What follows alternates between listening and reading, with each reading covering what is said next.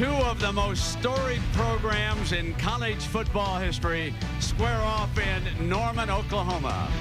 It's the Alabama Crimson Tide against the Sooners of Oklahoma. Alabama coach Dennis Franchione is down below with Jack Arute. Jack?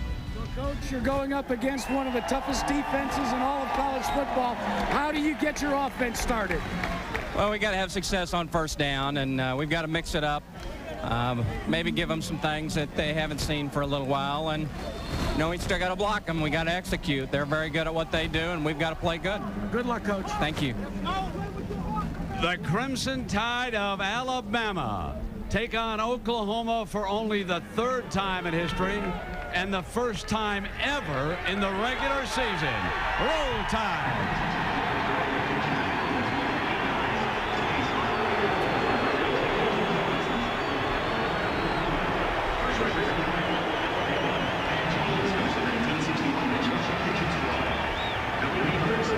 Gary Danielson, we got a whole lot of crimson in the crowd today, my friend.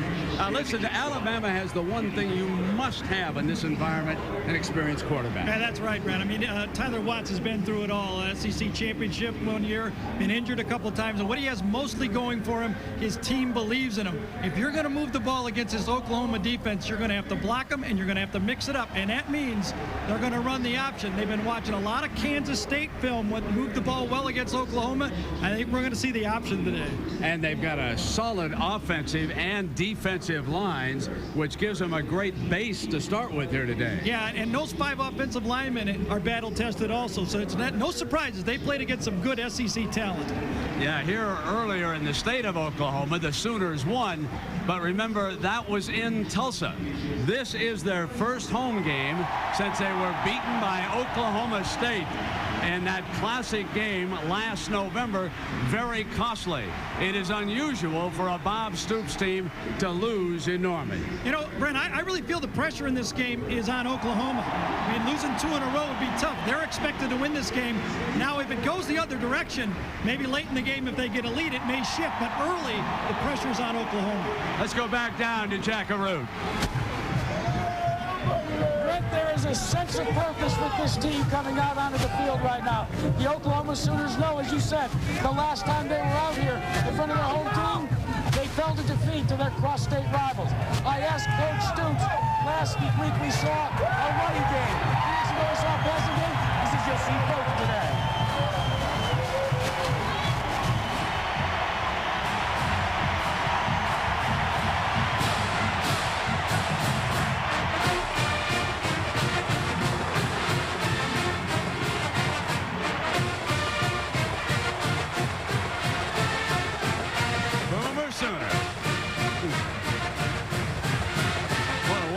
Setting this is for Alabama and Oklahoma to play here in Norman. Warm out today, a little bit of a breeze, and a little bit of a difference with that OU offense.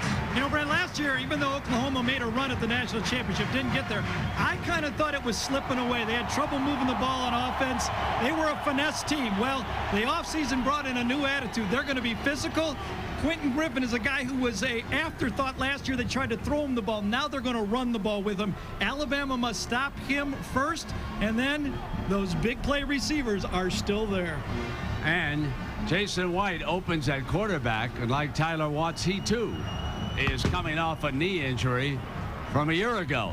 So we've got a couple of quarterbacks that are back on the mend, and we've also got last year. We could take a look at this, Gary. Yeah, 2 interesting. Both quarterbacks injured almost exactly the same way. Rolling to the right, throwing it. Watts tore a groin, and of course Jason White had the knee surgery. So both guys weren't even touched when they had to have that big play, and they moved along. Both quarterbacks get injured at a time. Andrew Zhao came in, put Alabama on a run, but you know the story with Oklahoma.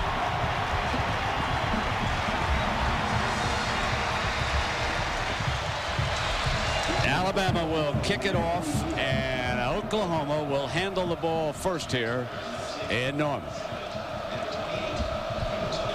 The punter handles the kickoff duties. Lane Bearden, the senior, wears number 44.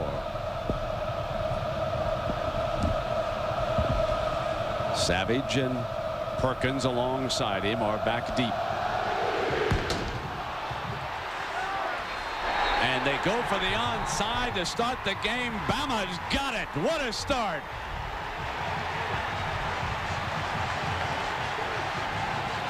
Alabama, a 2-touchdown underdog, decides to jump up with a little bit of trickery as we start the game. And now Tyler Watts will bring it out. Watch this, Gary. Well, Bama backs up. That comes right at him right now. Oklahoma takes one step back. That is scouting, and that is a message to his team. Dennis Franchione says, we're going at you. We're going to win this game, and they got the ball. And Bearden recovered his own kick.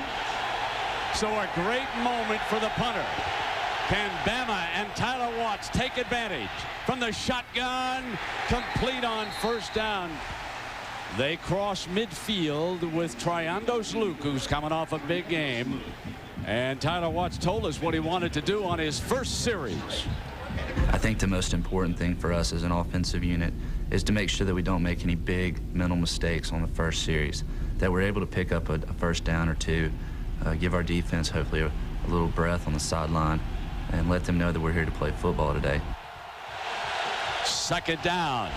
There's the motion that Oklahoma expected all day long. This from an H-back. Watts high with that throw. And let's take a look now at our Alamo Rent-A-Car lineups as we settle back in. This is the part of the posse. Ahmad Galloway out there. We expect to see 21 Shad Williams a lot today for Bama. 9 consecutive starts together. We cannot emphasize that enough for the Alabama offensive line. These fellas know each other, and they can open it up. So Franchione's onside kick to start this game. And now his Bama team faces 3rd and 4 from the gun.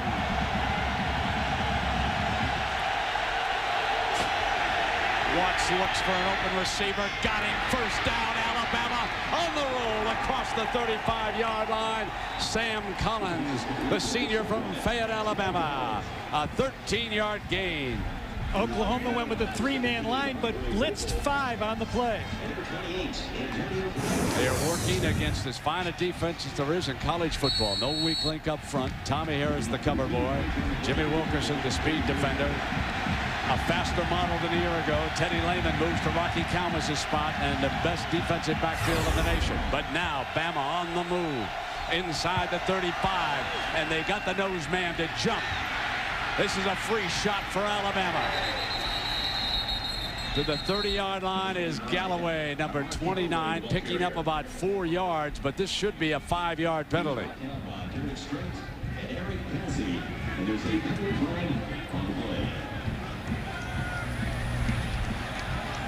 Boy, the onside kick has just put the Sooners back on their heels. How about Alabama? An onside kick and 3 straight passing plays to start the football game. That's a message to your football team. We're not here just to be part of history and a big rivalry. We're here to play Oklahoma face to face.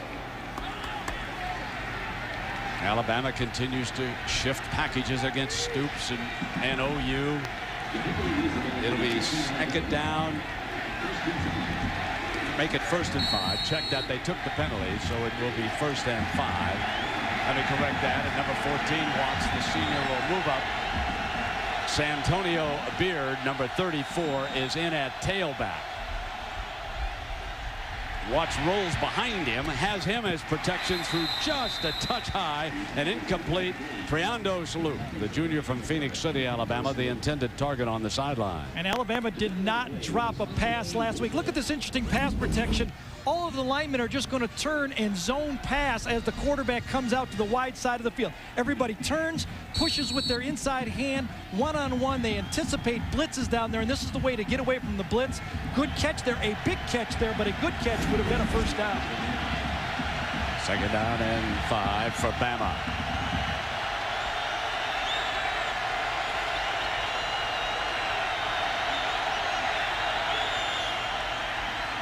Good protection. There's that experienced offensive line. Watts takes off, will not get the 1st down. Picked up about a yard before the DB came up. We go to New York for a Wisconsin update at John Saunders. Brand, it's time for the Burger King updates. And you mentioned Wisconsin. They go to work early in this game, midway through the first quarter. Brooks Bollinger, 19 yards to Jonathan Orr, who's coming off that great game. And yes, it's the first Saturday in September, and we have a team that's 3-0, Wisconsin. All right, John. Badgers roll. Here it is, 3rd down and 4. Big 3rd down for both sides. Bama squares off against the tough OUD. Incomplete. Brings up 4th down and a decision for the Alabama coaching staff. Yeah, big decision here, whether they kick the field goal, whether they go for it or punt. You could do anything, and I'll guess all the fakes are in the playbook, huh, Brent? All the fakes here? I would say, after you open a game with an onside kick at Norman, Michael Ziefel, the sophomore kicker, wearing number 40 here today. Now the punter is the holder. This will be a 45-yard attempt for Ziefel. He showed us plenty of leg during the warm-up. Former soccer player. This is low, line drive, and he's got it. It's Ziefel, folks, not Ziffel. I'm no pig, and he's just put Bama up by 3. Timeout.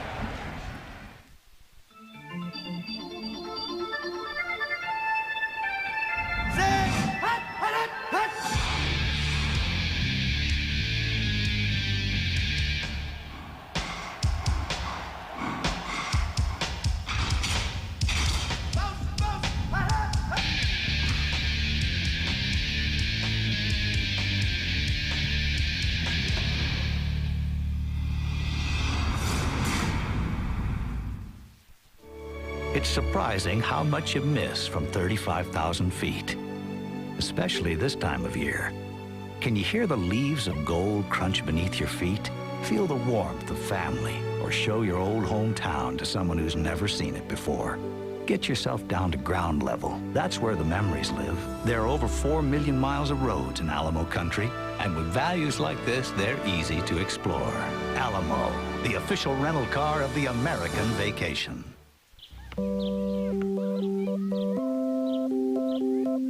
For men, every morning it's the same routine. The desperate search for a way to relieve the pain after shaving. There's a better way to soothe your skin. Nivea for Men Aftershave Balm is an advanced blend of moisturizers and vitamins that soothe and actually improve your skin. Nivea for Men, more evolved skincare. What is wrong with you?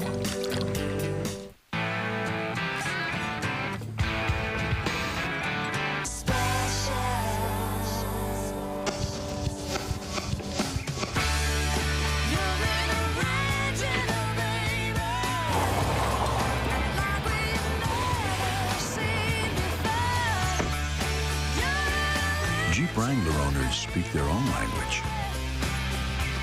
Now with a 7-year or 70,000-mile powertrain limited warranty. Want to get this close? You could win an all-access pass to next year's Indy 500. Just watch the Delphi Indy 300 Sunday at 1 Eastern on ABC. Alabama opens with a successful onside kick. And now the punter, Lane Bearden, has it ready to tee up a second time. And you can bet that the OU return team much more alert about Bearden this time around. The onside kick leads to a field goal, and the underdog strikes first. The crowd grew quiet as Bama marched down and kicked that field goal.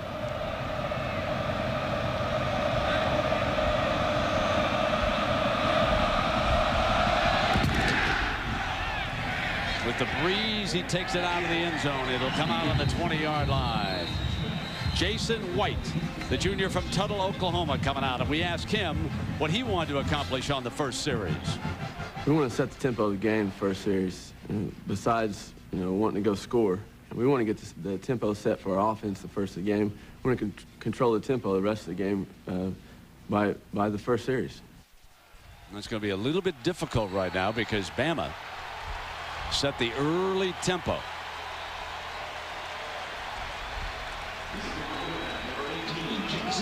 Jason White back in the shotgun. Quentin Griffin alongside.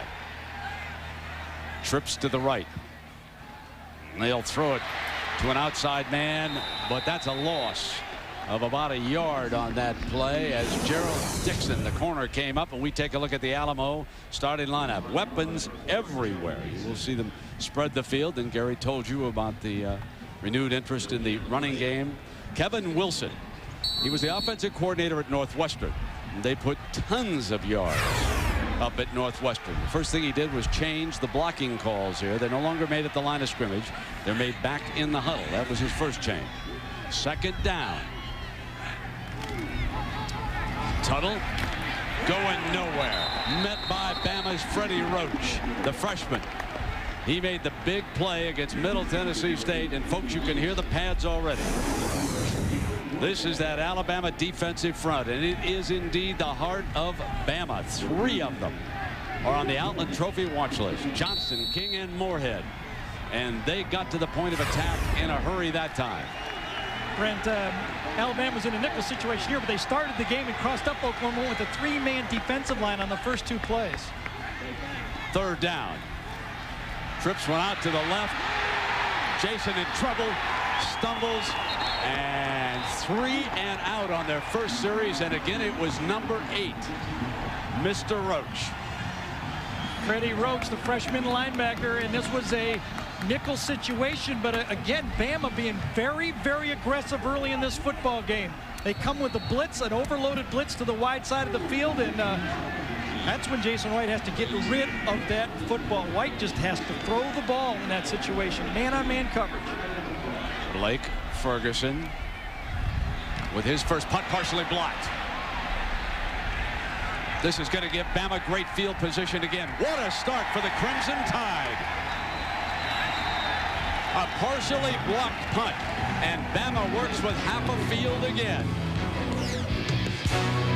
The Tide all fired up.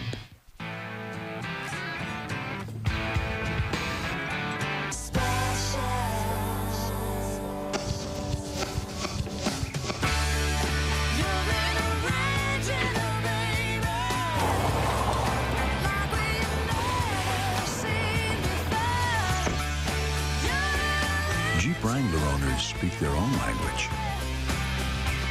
Now with a 7-year or 70,000-mile powertrain limited warranty.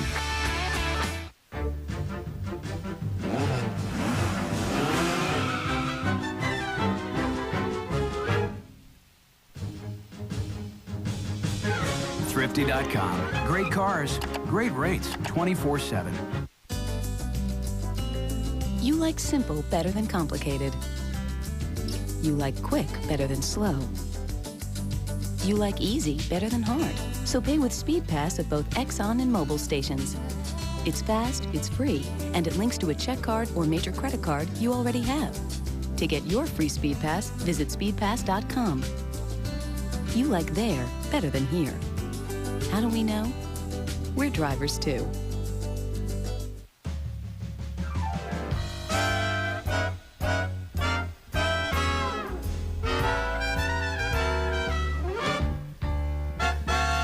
Thrifty.com. Great cars, great rates, 24/7. Log on to bcsfootball.com and you could tailgate with Dodge at this year's Tostitos Fiesta Bowl or the Nokia Sugar Bowl in the Dodge BCS Ultimate Tailgate Challenge. Well, here's a look at that block. Again, they did tip. It comes from the outside, loops right in. Right here comes in a free run, and it wasn't a slow kick. Lance Taylor, a wide receiver on special teams, lays out and just tips that ball. And Gary, one of Bears boys is real happy because his daddy, James Taylor, was a standout for Bear Bryant back in the early 70s. They played on 3 SEC championship teams, and man, what a proud papa he is right now. And our special teams making a difference here early for Alabama. They'll come from the OU 40. Tyler Welch pulls back, looks underneath, dropped. Incomplete. It'll be 2nd down and 10. Let's find out about the Wolverines. Here's John again. Brent, as you know, they've never lost to a Mid-American Conference team facing Western Michigan today. John Navarre, 25 yards, to Braylon Edwards. Wide open for the touchdown. They open the lead and hold it at 35-12 to go to 2-0 after that big win against Washington last week. So Michigan rolls. Here, Alabama trying to get something going. 2nd down and 10. Great fake. Watts goes right straight ahead to the 36-yard line. Now it'll be 3rd down. If we can take a look at Tyler Watts. We showed you the knee injury, bit of a freakish injury that he suffered last year, but look at what he can do. He's the only Bama quarterback to post 100+ yards passing and rushing in 3 consecutive games. Smart fella. Already got his degree in marketing back in May. Final year of eligibility for the Crimson Tide. 3rd down and 5. Faces another 3rd down against this great OU defense. Offensive line really doing a job. Dropped again. I will tell you, if the receivers hold on to some tough passes, Alabama can move. The offensive line is doing a sensational job. They are, Brent, but so is Oklahoma's coverage. I mean, they are there. They have to be perfect throws. They have been perfect throws. Someone from Alabama who did not have a drop last week at all needs to catch the ball. Tight end, right out there, man-to-man coverage. Perfect throw, time to step up. That ball should be caught, but look at Teddy Lehman right there in coverage. That has been the one good thing for Oklahoma so far. They've been there. Cabot should have caught it. Zifo back on the field.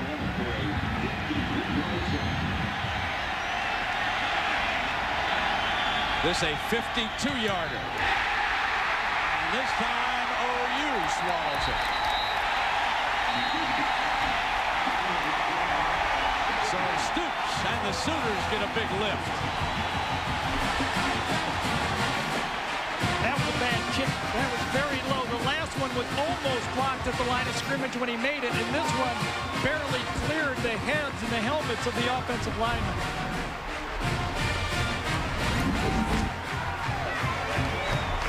Here's the kick. Kind of just punches it right there, and he looks up and almost has to eat it. Now watch, see if there's any penetration. Oh, it actually hit, I think, number 71 right in the back of the head last time, Portis.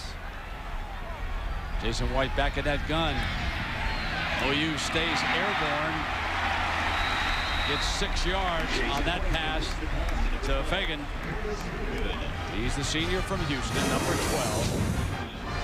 And here are the Bama linebackers, and you can see on that last play the kind of challenge. Freddie Roach has been active, but they're going to have to drop back into those short zones, help the DBs out, because this secondary needs a big play.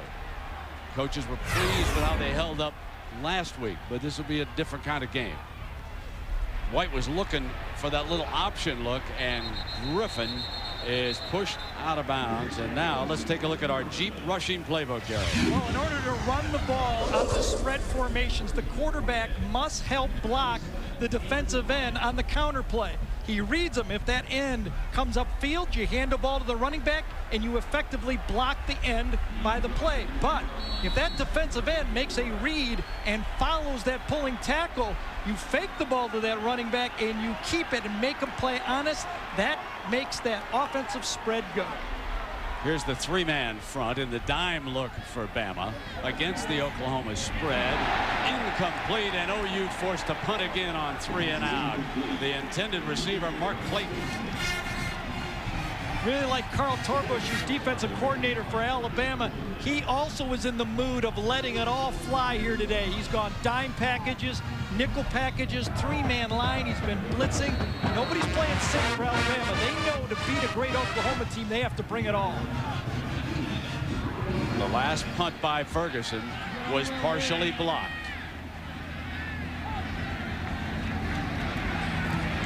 That time it was kept clean. McBride driven inside the 25. Fumble!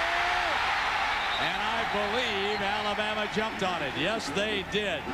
Number 7, Sam Collins, I believe, is at the bottom of that pile. Yes, he is. There he is. Recovered it. Well, the punting game and the special teams have been causing a lot of action early right here. The ball is fielded well, and then just a pop right there, right on the helmet on the ball, and Collins comes in and cleans it up. Almost another big play. When you play Alabama, strap it on real tight. It's always that way and always will be. Express pickup. Wow, what a time saver, Ted. I mean, order stuff online, pick it up right away, and you're gone. Honey, you could have waited in the car. It's like we're barely even in the store. Isn't Express pickup great? No. Save time if you want to. Express Pickup. Order online, pick up right away. Or we'll ship to you. Circuit City. We're with you. Can I leave my... I'll get it. Oh, here they are. Boom, boom, boom, boom. You knocked me out. Right off of my feet. Take you home with me. Put you in my house. Boom, boom, boom, boom. Pow, pow, pow, pow. Loose. I like it like that. Loose. I'm born loose. For every generation. Oh, credit card bill. Those interest rates. Just get a Capital One no hassle card. Lowest fixed rates you can get. So who's getting rich off my credit card?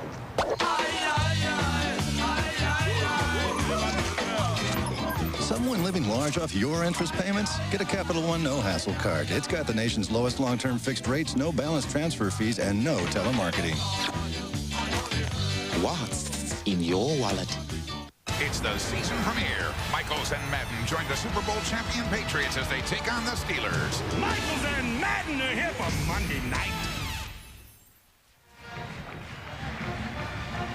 There's your coaching matchup, and it's a good one. Franchione, he grew up in the neighborhood just a few hours from here. A lot of folks wanted tickets, but those loyal Stoops followers, they snap them up pretty good. A lot of the Bama fans showed up wearing white today. They're down there in that one corner of the end zone watching their offense right now. Tyler Watts. Galloway with a good second effort. An ABC Sports presentation of college football is brought to you by Chrysler. Drive equals love. The Hartford, always thinking ahead. Alamo, the official rental car of the American Vacation. And Capital One, who asks, what's in your wallet? That was really about the first regular, normal running play that Alabama was running the game, where they just lined up and came right at Oklahoma. Now they put number 21, Shad Williams. And he goes out as one of the receivers, and Watts rolling free through very high. Had a wide open receiver that time. Triandos Luke was running free in that secondary. Part of our sellout crowd on a warm afternoon in Norman, Oklahoma. Jack Arute and Gary Danielson. I'm Brett Musburger. Nice to have you with us. It has been a game featuring special teams right from the opening kickoff. Bearden's onside kick is recovered by the Alabama kicker. Then a partially blocked OU punt. They cannot cash that block punt in, and they lead by only one field goal. They've had chances, so Oklahoma can take heart in the fact that Bama dominated, but no touchdowns. High and incomplete, and the passing game now is misfiring. 2 of 9 for Bama here in the early going, and now it's 3 and out, and this time OU could wind up with some field position. Yeah, I tell you, the Oklahoma players, Alabama's given them everything, but Oklahoma has, with their man coverage, has just forced every pass to be perfect, every catch to be clean, and Oklahoma stayed right there.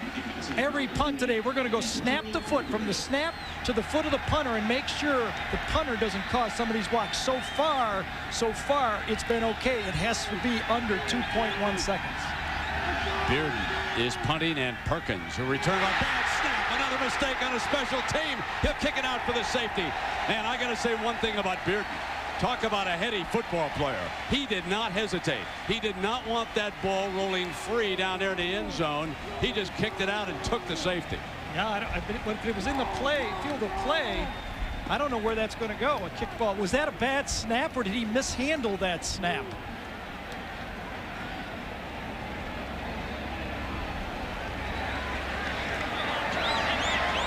He's going to get a safety out of it. There's no question where he's going to get it.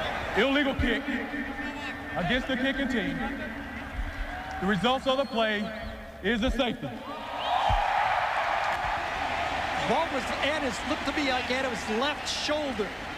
and he missed it, and then he said, I'll give you 2 instead of turning around and giving a possible 7. So in the first game of the doubleheader, Alabama leads Oklahoma 3-2. One more look. Let's see how off target that snap was. Yeah, that should have been fielded. Almost hit him right in the face mask that time, but didn't lose his composure. As Brent said, he got rid of it into the end zone and says, all right, I'll eat 2 points. I missed the snap. A lot of times, a guy make a big mistake, they follow it up with another big mistake. This time, they only had 1 big. And he'll be punting it again, probably, from the 20-yard line, or they'll put it on a tee over there and decide after the safety, you must kick it from the 20-yard line. So Oklahoma, again, is going to wind up with excellent field position. And despite everything that Alabama has done, Oklahoma has withstood this shot in the early going. And now you get the feeling it just might be a matter of time when the Sooners start to roll. That's what Oklahoma has going for them. They've been in so many big games. They've got a lot of experience on defense. They've been in a lot of tight games. Big-time offense, quarterbacks, and they're just used to it. When they get in trouble, they just go man-to-man, lock on a man, and say, all right, if you're good enough to beat us, beat us.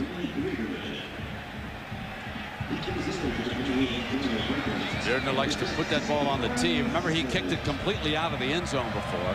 Savage and Perkins are the deep men looking for a return.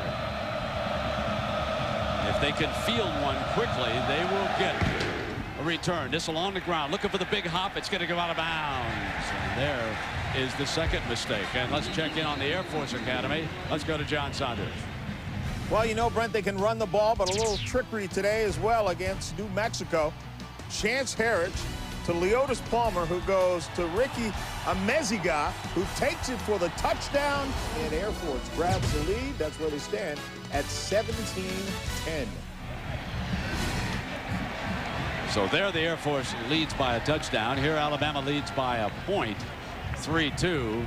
But look at the field position that Oklahoma is going to have after the penalty for that kick going out of bounds.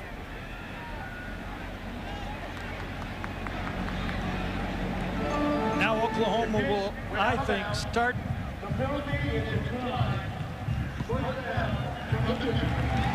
Get the ball at the 50-yard line. I think Oklahoma now will say, all right, let's mash a little bit. We've thrown the ball. We've run the option.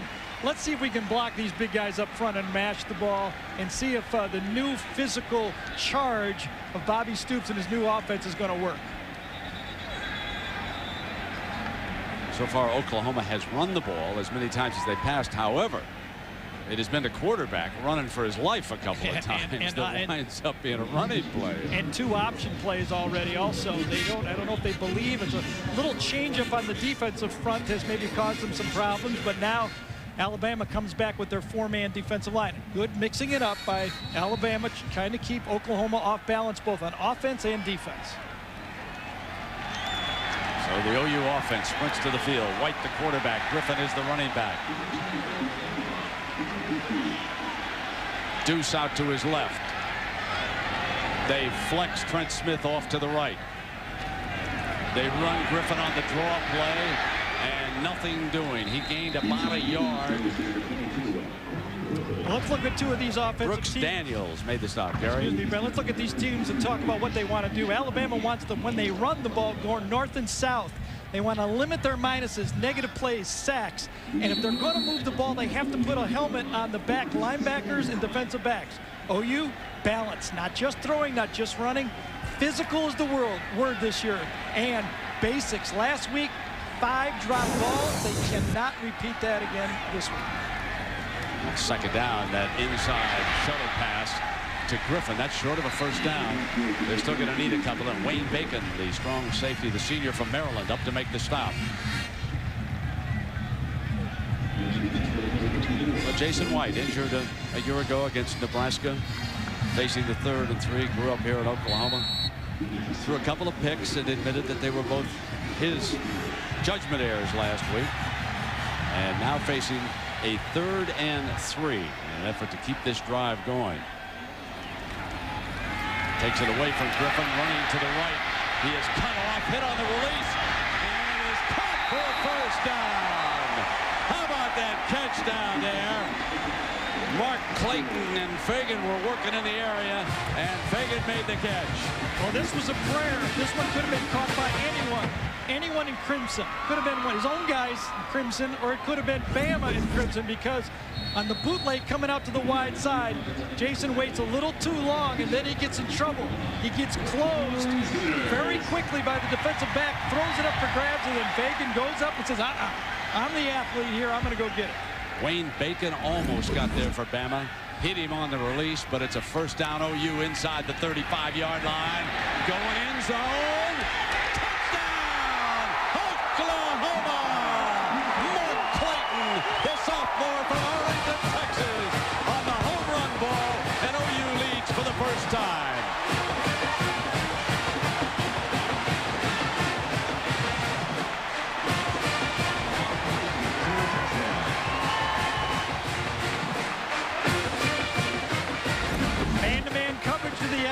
They're just going to throw it up on Bolden. The ball gets up in the air. It's slightly underthrown. There's a little hand-to-hand combat. Herschel Bacon falls down, and Clayton, a true sophomore, who worked his way in the lineup last year as a freshman, comes up with 6 and now 7 points. Trey DiCarlo adds the extra point. A 32-yard scoring strike from junior Jason White boosts Oklahoma to the lead 9-3. Clayton working one-on-one, separated just at the end, and the Sooner Schooner is rolling around Norman in celebration. And when we talked to Jason, he said, my favorite play is the long ball. Just listen. I like to throw the deep balls because one pass, you could go 90 yards, and all you got to do is throw it up and sit back and watch the receiver run with it. So I think that's the greatest play in our offense is our deep ball. And he was able to watch it all the way. He was not hit on the release. He was standing up tall as Clayton pulled it in the end zone. And OU leads for the first time. Number 9, Clayton, only a sophomore. Yeah, true sophomore. And there was a little pushing and shoving going on right there. Bolden fell down, and I guess it's a good no call. But, you know, remember again the third down play when White comes out and kind of throws it up for anyone, and that keeps the chains moving to get another chance to go first down. Also, Chuck Long has said this year he wants to throw the ball deep and take advantage of his athletes outside.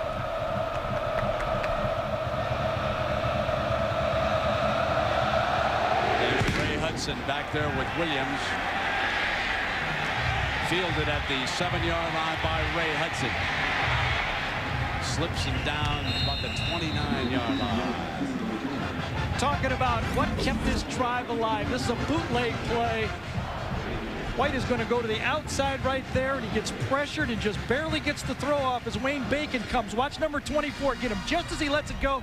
This is a wounded duck prayer. Almost anyone could have got it, but your receivers are better than their DBs. This is a big first down. If we want to make a position difference in this game, Gary, yes, the OU receivers have made tougher catches, and the Alabama receivers have dropped some balls they should have held on to. That's a big difference in this football game. 3 drops so far for Alabama. They come back with the draw play, and I believe that's Beard. Teddy Lehman, number 11, makes the stop. Teddy Lehman was the starting middle linebacker a year ago, and he's moved over to Rocky Kalmus's position to play that weak side linebacker to the short side of the field. Matches up with the tight ends in coverage. It's a position where you can make a lot of plays from, and Lehman, the fastest of the linebackers, although they got great speed on that linebacker crew, can do a lot. Look at him. Turned interception last year versus Texas on that Roy Williams hit. 38-inch vertical. And how about this? How many years was he in high school? 8 years? How many times did he play in the 9th grade, 10th grade? Second down and 11. Ball on the 27-yard line.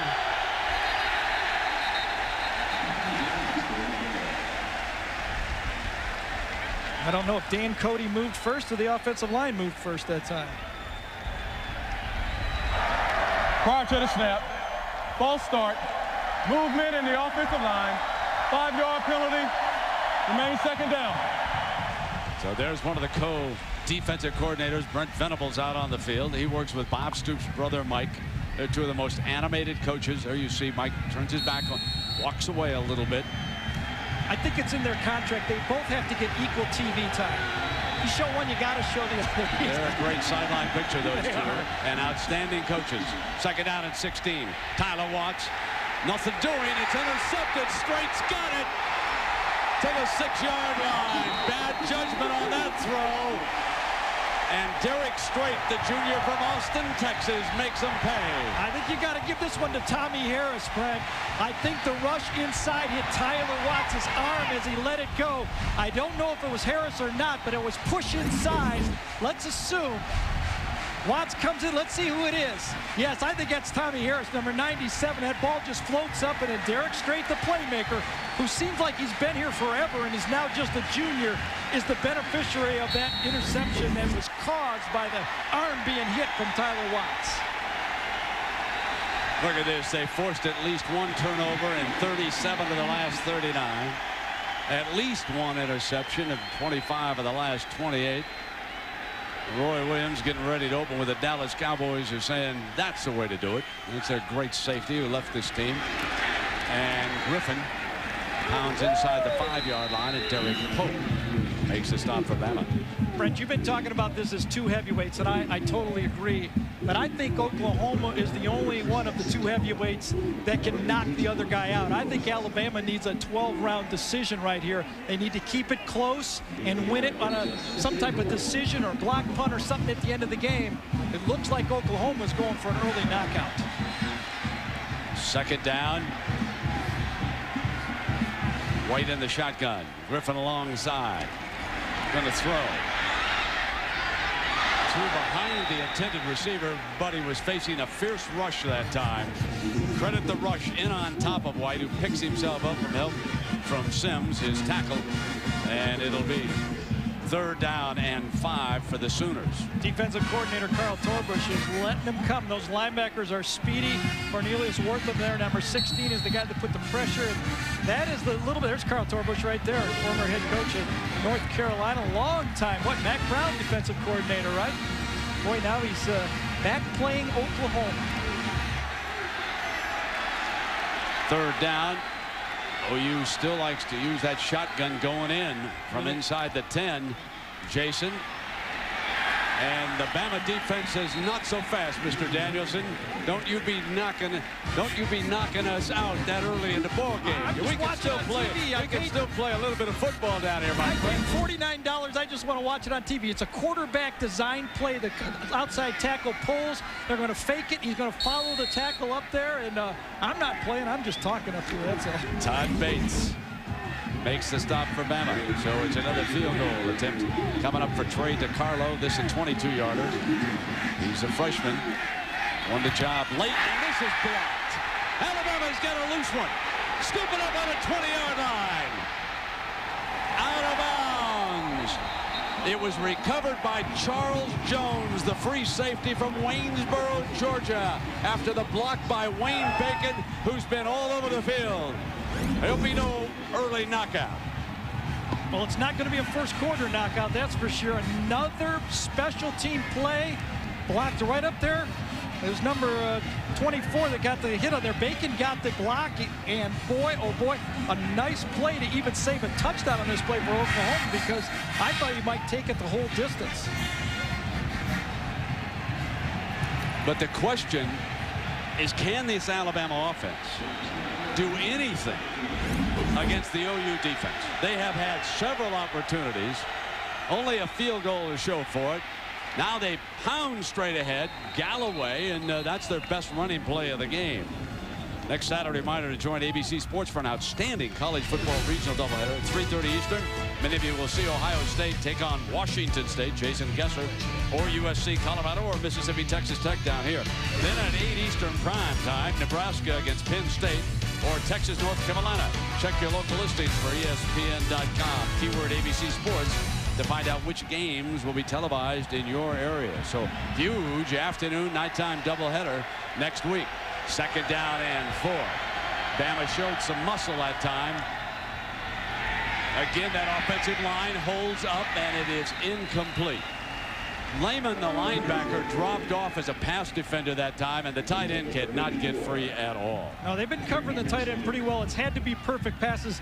They're trying to get the crossing guy coming across the field this time.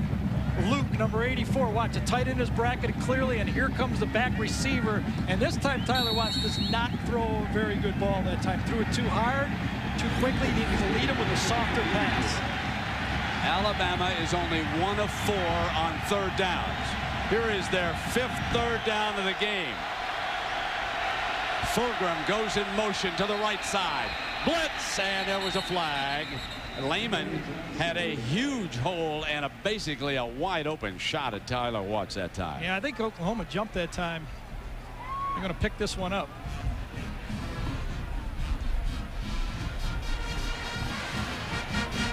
If it's against OU. Prior to the snap. Yeah. False start. Movement in the offensive line. So 5-yard penalty from the previous spot. Remains third down. Watch Lehman come free on this scheme. He's number 11. Right there. 2 linebackers crisscrossing, and there it is. The running back had to block Lehman, and I don't think he was going to get him. Tyler said, remember, this is a team that had, what, 16, was it, Gary, Alabama last week? Now it's a third down and 9. Watts is thankful for that penalty. That would have been a slobber knocker. Over to the right comes Watts on the move, looking daylight, nothing doing. Bama forced to punt again. Let's check in with Jack Arute down on the field. Brett, you talk about that record-setting 16 penalties last week for the Alabama Crimson Tide. Before that game, they almost practiced every day with referees on the field. So to add some discipline this week, every time there was a penalty, you hit the ground, the entire squad, for push-ups or sit-ups. They're a little more physically fit. I don't know about the penalties. Yeah, exactly. And snapped a foot down the left that Gary told you about. Jonathan Jackson making that last defensive play. The way things are going, we'll have either a touchdown or a block punt. Perkins is back deep. Bearden hangs one. He's got it at the 25.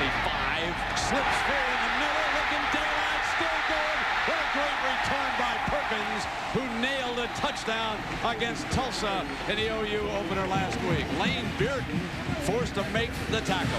Well, we think so much about Antonio Perkins that we put him on our starting lineup as the third corner. He plays in the nickel. He had 4 punt returns last week against Tulsa for 112 yards, and that's not counting the 58-yard TD that was called back. One of the best athletes on the team. In fact, we were talking to the offensive coaches, and they said he'd be a great wide receiver if he played on the other side of the ball. Yeah, Chuck Long's already got his eye on it, doesn't he, Gary? All right, 3 wide outs. White stays in that shotgun. Here's that inside running game, and Alabama read it perfectly. They just absolutely manhandled the front, and Ryans makes the stop. Jack? Brent, every heavyweight match I've ever gone to, before you can get to the knockout, you got to deliver some really hard body blows. And one of the things that this team, both teams are doing, is they're delivering the blows right there on the line of scrimmage. It's so loud, Brent, that you can hear it crisply on the sidelines. How about up there in the booth? Yeah, and you can hear the pads up here too with the audio. This Alabama being penalized again, though, Gary. That's another one on the face mask deal. I'm a little only a surprised 5-yarder, however. Yeah, I'm a little surprised by that. I mean, Alabama playing in the SEC cannot be surprised by the speed of this game. They're used to playing against great speed in the Southeastern Conference. But it seems like when you make penalties, you're trying to do something out of your comfort zone. And right now, Alabama seems to be trying to do too much and are making some dumb penalties. Torbush's defense has done an excellent job against Trent Smith, number 88. Torbush told us in our conference call that he was a target, that Torbush was one of the best tight ends he'd looked at. Trying to get free, cannot. White in trouble. Roach chases him, throw back, incomplete. And it will be second down. So as Smith comes off the line, they're using speed to pick him up, and he just cannot get any immediate daylight. Really a lack of flow between the quarterback, Jason White, and the pass receivers.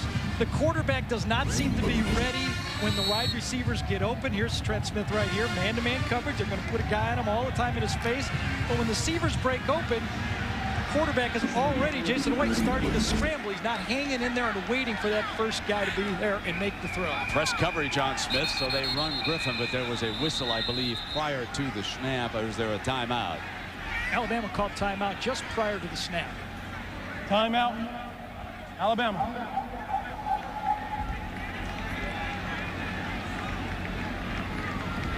Oklahoma 9, Bama 3 here with 1:15 to go in the opening quarters. Got a timeout on the field. We'll take one, too. Sydney Bristow was the girl next door and just what they needed. All he told me was that I fit a profile. They took her in, trained her, then dropped her in a world where she had no one to trust. Get in. Daddy? Not even her own father. I thought you sold airplane parts. Or mother. Mom?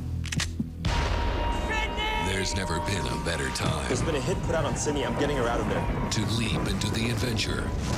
Alias, the new season premieres Sunday, September 29th on ABC. Well, on our phone call with Dennis Franchione, and all of you, or most of you at least, are aware that they cannot go to a bowl game this year because of NCAA sanctions for the next couple of years, as a matter of fact. But he said, our goal is we'd like for the best team not to be in Atlanta. In other words, he'd like to win the SEC West. They, of course, could not then go on to a bowl game if they won the SEC championship. If they went all the way through Atlanta, they could indeed go on. But Franchione wants to make a statement this year, even though there is no pot of gold at the end of the rainbow for these Crimson Tide, and they're holding their crimson helmets very high here in the early going. Jason White slips down. Is that a knee?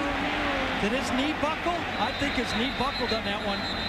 He tried to stop, and it's very similar. He didn't get hit. It just buckled on him, and it looked like the same knee. You know, he did not have any contact all of spring. Last week's game was the first game. Option coming out to the downfield. They're going to play it, him and Quentin Griffin. Nothing there. Easily could have cut up inside. He plants, and there it just gives away on him. I think you can see it right there, and he starts to crumble his left knee. He's got a brace on it already. He practiced with that brace on Thursday when we watched practice, and oh boy. Number 8, Nate Hibble, is already on the field taking practice snaps at the 45-yard line. Boy, grabbing his right knee on this one. You see him grab his right knee that time? This is last year when we were in Lincoln, Nebraska, and just like this one, he's rolling over to the right. There'll be no contact, and he will go down in a heap on the sideline, and he was finished. Yeah, this now he's being helped off with an injury, and Nate Hibble, number 8, who was the starting quarterback when last season opened against the Air Force Academy, now comes on to face a 3rd and 4. This young man's an outstanding golfer, as you Sooner fans are very well aware. Fires, but I don't think that's a first down. Well, let's wait till they see where they spot it. They might have given it to him. Gave him a nice spot. Fagan, the senior wide receiver, and they gave it to him. I'll tell you what's really interesting for Oklahoma now, Brent, is that number 3 quarterback, Brent Rawls, is down. He has a cast on his throwing hand, so now Oklahoma's down to 1 healthy quarterback and 2 true freshmen who have really never taken a snap as backups. Nate Hibble into shotgun, and Jack confirmed it is the right knee. This time, Griffin squirts free, crosses the 40-yard line. He's slippery to bring down before Moorhead wrestles him to the ground. He's just a great, great college running back right there. Well, we've had a quarter that has been dominated by, folks, special teams from beginning to end. They wrote the statement here in the opening quarter, and so unfortunate that Jason White has now injured the right knee and will be carried off to the locker room. Oklahoma leads it at the end of the first, 9-3.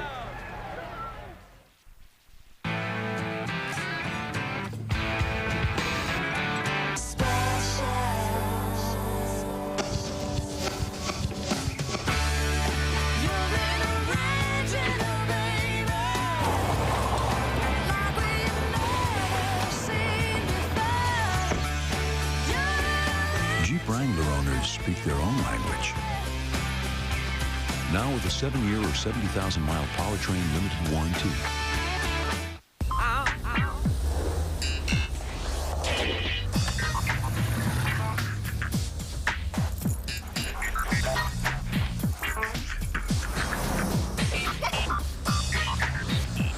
Introducing 3 grilled favorites on one sizzling skillet. Chili's new Fajita Trio. Marinated chicken fajitas, spicy shrimp, and barbecued ribs.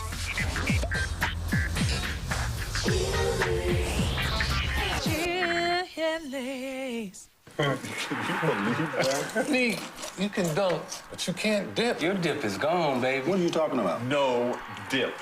Introducing Tostitos Scoops. Let me tell you something, Bill. I put the hip in chip. Watch this. With the bite-sized, bowl-shaped design for the perfect dip every time. Tostitos Scoops. Whoa. The dip lover's chip. This is my house. Yes, it is. No, this is my house. You guys gotta go. Also great with Queso Supreme dip. Did you know that a car hitting a wall at 40 miles per hour hits with the same force as if it fell off a 5-story building? It's not easy getting through to teenagers today.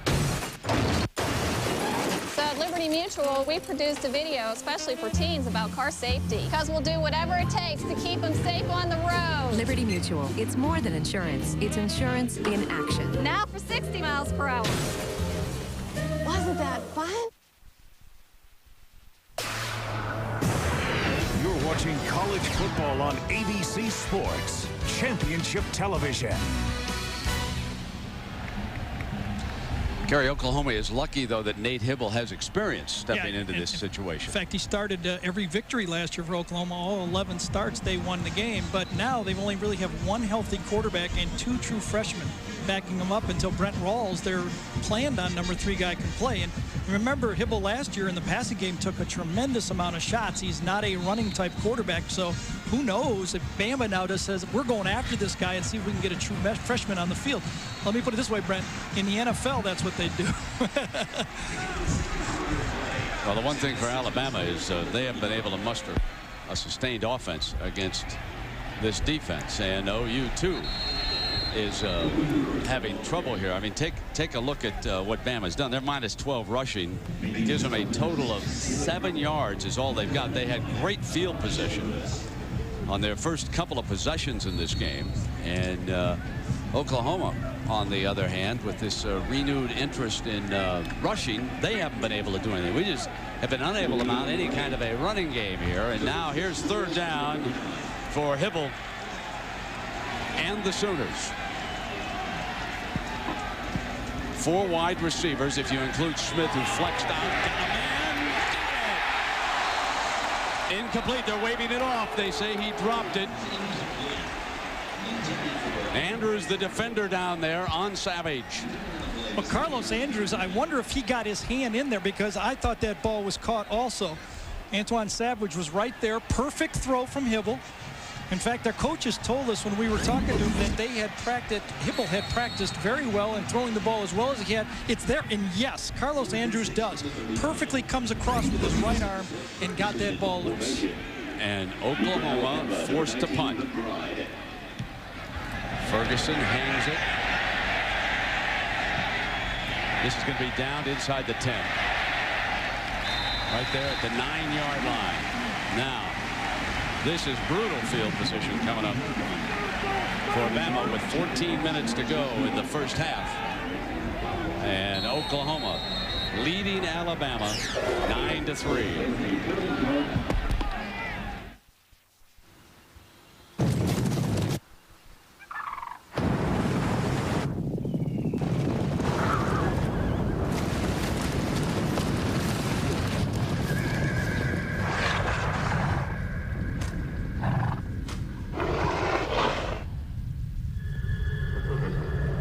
Obviously, the new Silverado is here. Silverado, the truck from Chevy. Hi. How you doing? What? You hungry, boy? Need a new way to wax? Introducing Eagle One Wax As You Dry. Just wash, spray it on a wet car, and dry to an amazing shine. Wax As You Dry from Eagle One.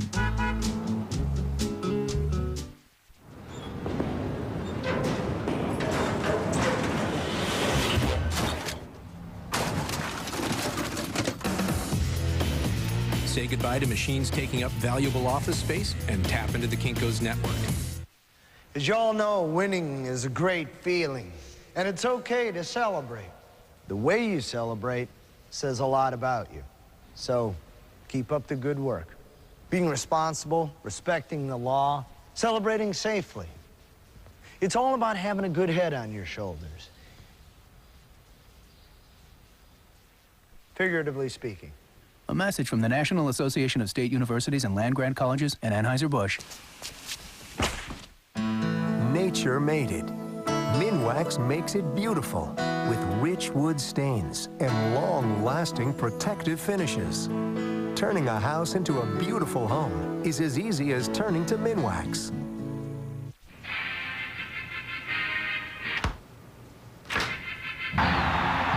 Washington State, Ohio State, or other regional action next Saturday on ABC. Our storyline in Norman, special teams and an injured quarterback. Jason White, the Oklahoma starter who threw a touchdown pass earlier in the game, injured his right knee when he went down and is now on the OU sideline. Alabama trailing 9-3, taking over inside the 10-yard line. Tyler Watts on a quarterback option keeps it, and Lehman stands him up at about the 14, and Watts wrestles himself forward. One of the things about Tyler Watts, when you watch tape, and you folks down in Alabama have seen this all along, when he gets hit, he seems to still lean and fall forward for an extra yard or so. It's amazing to watch him. Well, he sure did on that one. I mean, because he had some guys hitting him, and on this defense, there are athletes all over the field. We're going to be watching all day. Two great quarterbacks, Andre Woolfolk, number 17, and Derek Strait. Playmakers, we're going to track them all game, how many times they hit the ball, how many times they're in man coverage. Just watch two of the better cornerbacks in the country go to work today. Strait already with one interception. They haven't even tried to beat Woolfolk yet. Second down and short, though. Watts' receiver was covered, and this time he will not get free. It will be third down because of Lance Mitchell's stop. Well, it's time for our Aflac trivia question.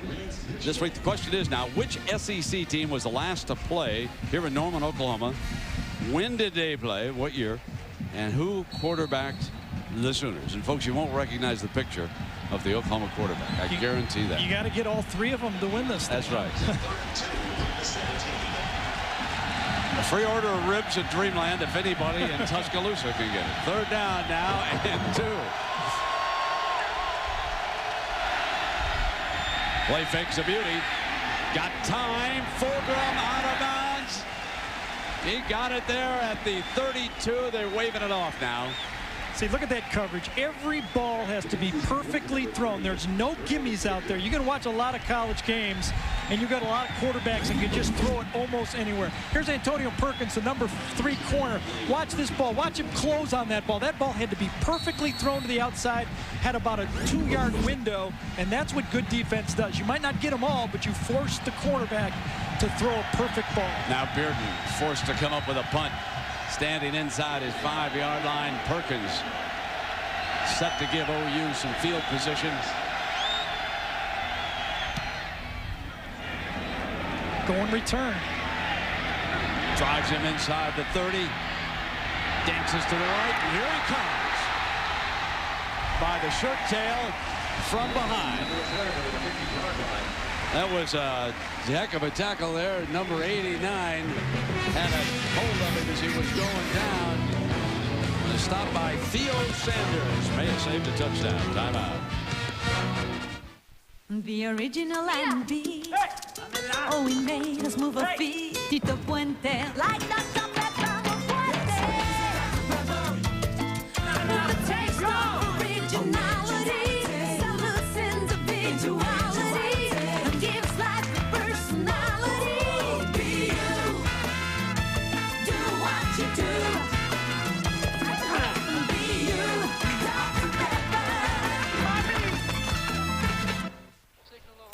Not too close. What do you think? I got that insurance? What insurance is that, Yogi? Aflac. The one you really need to have. If you don't have it, that's why you need it. Need what? Aflac. Well, if you get hurt and miss work, it won't hurt to miss work. And they give you cash, which is just as good as money. Aflac. Ask about it at work.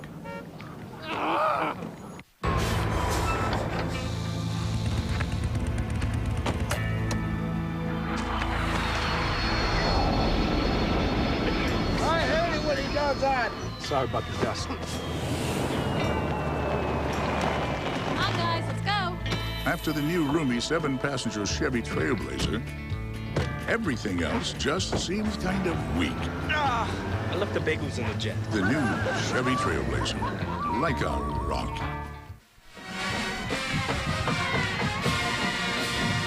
9-3, and it'll be Nate Hybl taking over at quarterback, the senior from Georgia, Gary. More of a pocket passing type quarterback. Won the job a year ago. We were there against Kansas State when he took just an absolute beating in that football game, and you knew it was only a matter of time where he might go down. He got wobbly, but maybe a better passer cannot really run the option.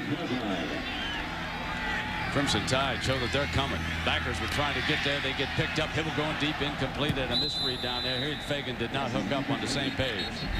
Well, that's been happening quite a bit. Seems like the quarterback and the receivers have not been on the same page, even when White was in there.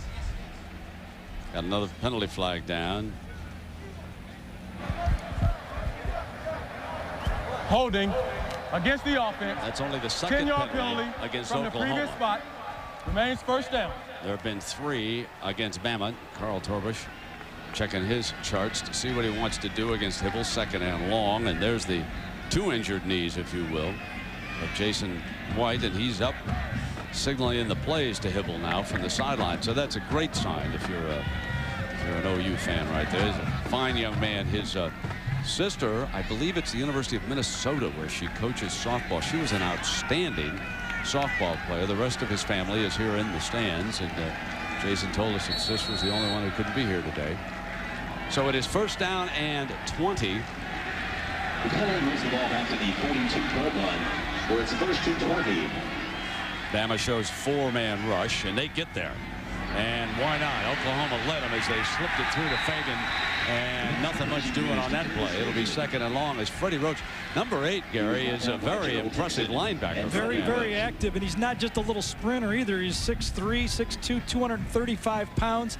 Again, an inaccurate pass by Hybl. They had the slip screen to the wide receiver going, and the ball was thrown so high that everybody got discombobulated, and that allowed Alabama to get over there and just kill the play.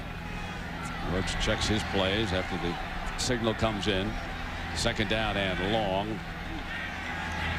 He presses, and then his buddy starts in pursuit of Hybl, who rolls hard to the right, and incomplete. Out of bounds on that sideline. All right, the Aflac trivia question.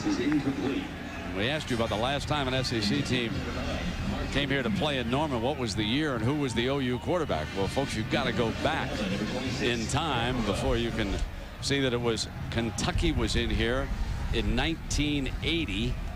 And J.C. Watts. Now, folks, there is Congressman J.C. Watts. Gary Danielson at the line of the day says, you know, when you're a Republican, you just can't have that hairdo. So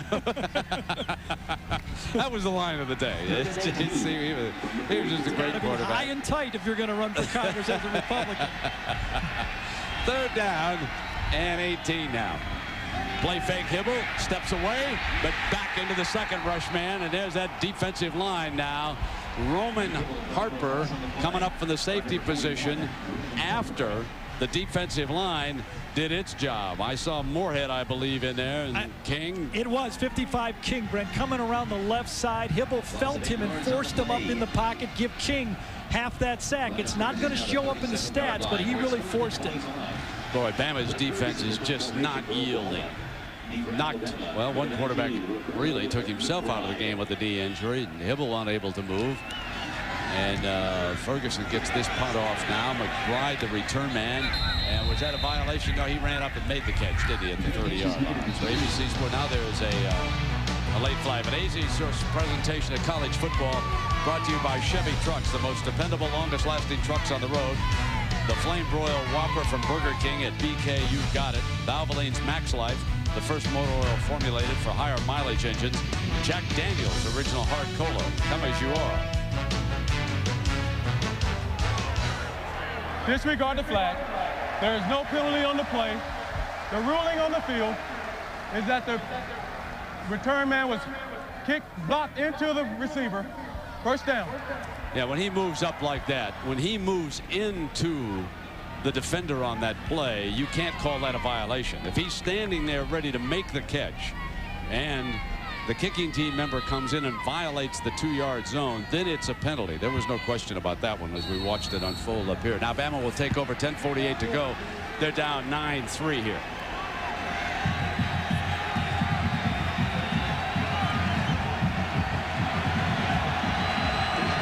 Searching for some semblance of an offense, just trying to get their running back squared up here on first down. Fake to Galloway, and Watts might have picked up a couple of yards on the play. Well, Alabama led the Southeastern Conference a year ago in rushing, and I think they must get that running game going. They're not going to be able to effectively throw the ball all day against Oklahoma's great defensive secondary. Either through the option or power football, they got to get some running game going. Second down and 8, and the OU corners are licking their chops. Back with the run, and Galloway spins to the 36. This will be 3rd down and 5. And Jack Arute, I can't believe how many Crimson Tide fans have rolled into Norman, Oklahoma, my friend. Oh, Brent, when they say roll Tide, these guys take it seriously. More than 250 motorhomes from Alabama have converged on Norman, Oklahoma, and they have been partying since Monday. Brent, the last record number of motorhomes for a game here was 35 from the Nebraska game. Partying since Monday, Jack. My kind of fans, my friend. 3rd down and 4 now. Watts. Fulgham, and he's hit short of the first down. 4th down, and Bama forced to punt again. Antonio Perkins in on top of him. Really funny designed play that time. Alabama needed 5 yards to get a first down, basically, and they called a 3-yard pass. Everybody went out, turned around at about 3 yards, and Watts had really no one to throw the ball to for a first down that time. Oklahoma said, thank you very much. We'll just stand here beyond the first down marker and tackle you and let Antonio Perkins have the ball again. These punters have been busy, haven't they? Yes, they have. They've been kicking in both directions, too. Absolutely. Onside kicks, blocked field goals, partially blocked punts, safeties. That was Bearden who whacked it in both directions, like Gary pointed out. Perkins, a dangerous return man, and we got a penalty flag coming down now. And did they let the clock run out? Yeah, it's not a killer penalty, though. A 5-yard penalty, delay a game here. Prior to the snap, delay of game against the offense. 5-yard penalty from the previous spot. Remains 4th down. Well, at the conclusion of the game, we'll select a Chevrolet player of the game from each team, and Chevrolet will make a $1,000 contribution to each university's general scholarship fund. Well, early in the year, as you talk to college football coaches, one and all will tell you that the thing that you're at risk at most is with your special teams. You just don't have the time that the NFL fellas have, or the personnel, to put together great special teams. And coaches like Frank Beamer have been taking advantage of that for decades down there. And here today, we've had great special teams play from both teams. And here's one of the best return men in the country. What a great punt by Bearden. Bearden drives him back inside the 9. Palmer, loose. But OU jumps on it. And now the tug of war underneath. I saw that back judge with the signal first. He did for signal. OU. Yes, and there he gets the backup signal for the other side. So Oklahoma, they can breathe a sigh of relief down here in Norman, because that ball was clearly free down there. Perkins catches that ball funny, kind of like, you remember Rod Woodson, how he catches it up in front of him? He catches this one high off his face mask, and then as he looks forward to run, he just drops the ball. He's very fortunate to get this ball back. Very, very fortunate. Now we will see if Oklahoma can run the ball at all. They want to be physical. It's 9-3. OU leads, and we've got a timeout.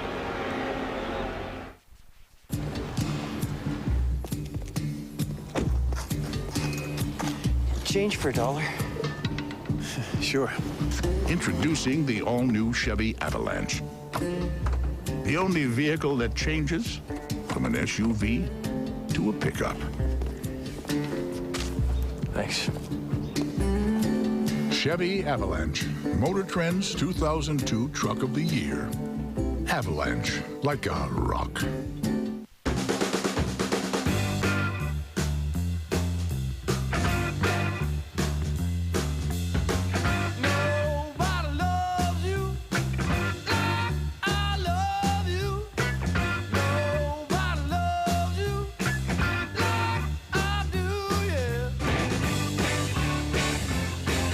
Introducing Jack Daniel's Original Hard Cola, a premium malt beverage as unique as the people who drink it. Come as you are. Triple X is pure, glorious fun. You won't want to miss this one. Triple X, rated PG-13, now playing. Now there's a better way to soothe your skin after shaving. Nivea for Men Aftershave Balm has advanced moisturizers and vitamins to soothe and improve your skin. Nivea for Men, or Evolve Skincare. Monday, when the love of your life says this. I'm getting married tomorrow. It feels like this. Drew Carey and Whose Line kick off this Monday on ABC. Now watch the back judge as he closes in on this. Here's the fumble. Look how close he is on the play. Right there. Now the tug of war.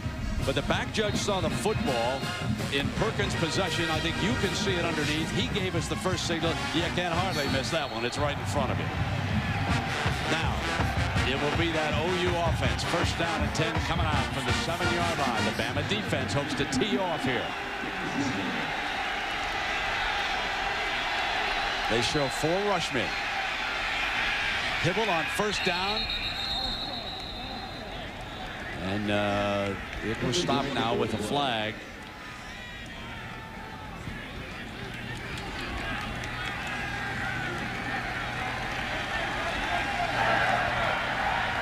Prior to the snap, illegal snap against the offense. The penalty is half the distance to the goal. Still first down. Illegal snap. He pick it up and turn it over down there or something? I don't know if he moved it too quickly or what, but yes, that ball whistled as soon as he moved the ball up front. And it was not a good snap either. I thought Hibble was trying to hand that ball off, but he couldn't even do that. Here we go. Spread out formation. 4 wide receivers on the 2-yard line. Your own end zone. Sprinting is Hibble. Wide open is Savage. And Savage muscles his way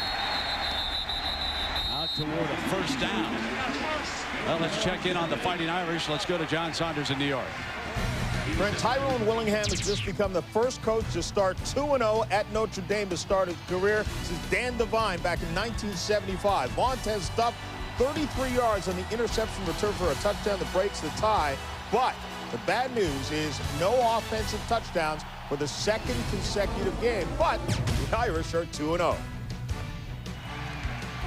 Oh, that nitpicking, John Saunders. 24 points, John. Give me a break. 2-0, baby. Here's the handoff now. I believe that was Griffin. Touchdowns. We don't need no stinking touchdowns. No, we need W's. Now, what a big game that is, Gary, next week with Michigan.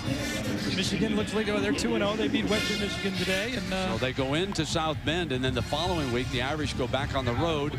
We'll be up in East Lansing for the Michigan State confrontation, and Michigan State won today, beating Rice 27-10.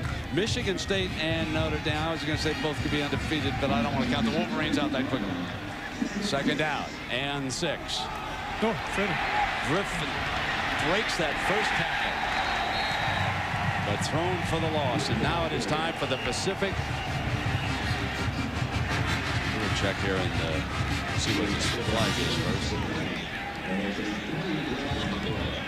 We suddenly had an awful lot of yellow, haven't we, folks? Yes. About 8 penalties, and most of them coming here in the last couple of minutes that I can remember. So there's the holding against OU. And now it's time for the Pacific Life Game summary here, Gary. Well, it started off right away as a special teams game, and Dennis Franchione sent word to his team right away as we're playing to win. An onside kick, a block kick, a field goal gets blocked the other way on a low kick, and look at it. Holding everything against the offense. Onside kicks. The only thing we haven't had as much offense in this game. You know, Gary, I'm sure a lot of Alabama fans are a little bit disappointed in the offense, but I want to tell you, you probably haven't seen the Oklahoma defense as much as Gary and I have. They're working against what we think is the premier defense in the United States. Certainly from a speed base, OU is #1 in the country.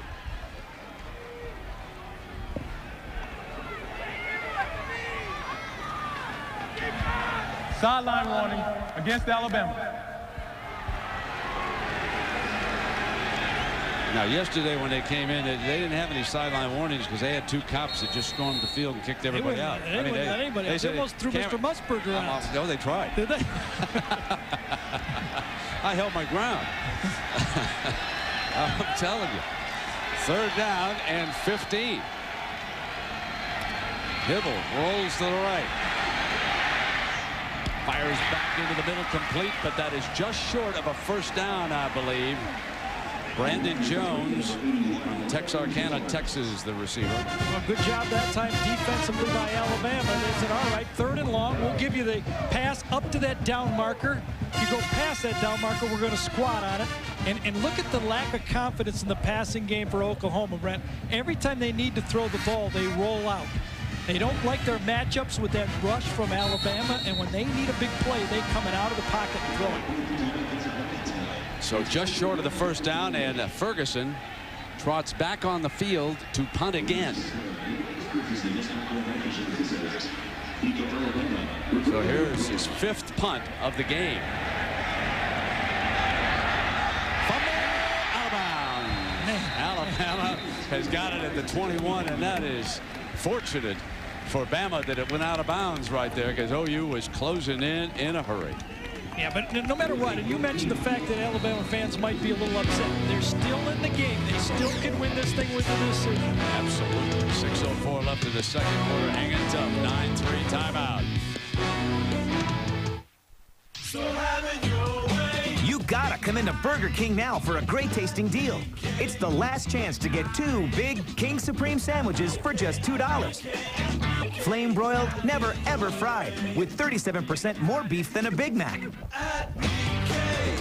The tasty flame broiled King Supreme, now 2 for just $2. So come in now for this great deal.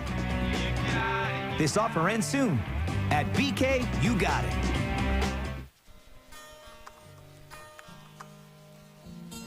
I want to be a computer scientist. Helping young people realize their dreams. Astronaut. I want to be an accountant. It just may be the most important thing we do. I want to be a doctor. The University of Alabama. I want to play for Crimson Tide. Dream a little, breathe a little. No flags behind him. It's touchdown. Gives it to Nancy in the middle. She swings. She got it going. Regional champions. Good execution by Oklahoma. The Texas Longhorns are national champions. And the winner is Eric Crouch, University of Nebraska. The first man in the history of athletic competition to go undefeated, never a loss.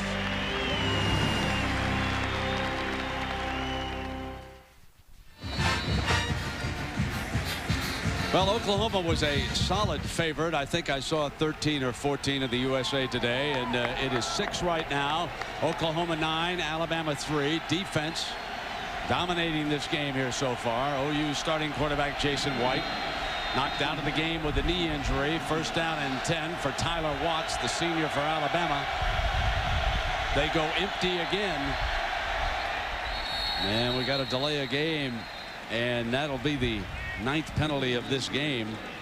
We've had 1 touchdown in this game before he limped out, and Jason White was able to throw a 32-yard scoring strike to Mark Clayton.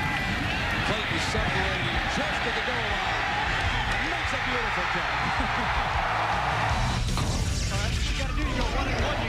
Steve, you know who's been quiet so far in this game is Jimmy Wilkerson. He's a playmaking defensive end that so far in this game has not made any big plays. The tackles at Alabama are very respected. Mathis and Britt. And they're doing a good job on the edge receivers. And that time, it was Lance Mitchell, the JC transfer, stepping up to make another stop. You know, it's so tough to move the ball against Oklahoma, no matter how good you are on offense, when it's 1st and 10. When you give them a head start and make it 1st and 15, it's almost impossible. Take them on up front, and then the linebackers clean it up. This time it's Lance Mitchell. They just replace speed with speed around here, don't they? And there you go. We're looking at it already behind the downs. How many 2nd and longs they've had? 8 of them so far in this game. Behind the chains.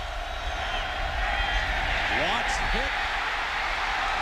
And a diving lineman after the ball. I guess. And Jimmy Wilkerson came in just as you were talking about him and got free on Watts that time. He makes big plays, and he makes them all. I think he's at left end. Watch the offensive lineman nope, here, he's the other folks. side. Take a look at the end of this play. I'll tell you, Portis, that senior from Pritchard, Alabama, comes flying at that football. Actually, the other side, and a nice stun play by Oklahoma. Tackle goes out. Jimmy comes around to the inside, right into Tyler Watts' face. No chance to complete that ball. Watch of the officials coming up on the Valvoline halftime show. John and Terry Bowden will have highlights and analysis from today's games. Tyler Watts is tough, huh? He's taken some shots in this football game so far. Yep.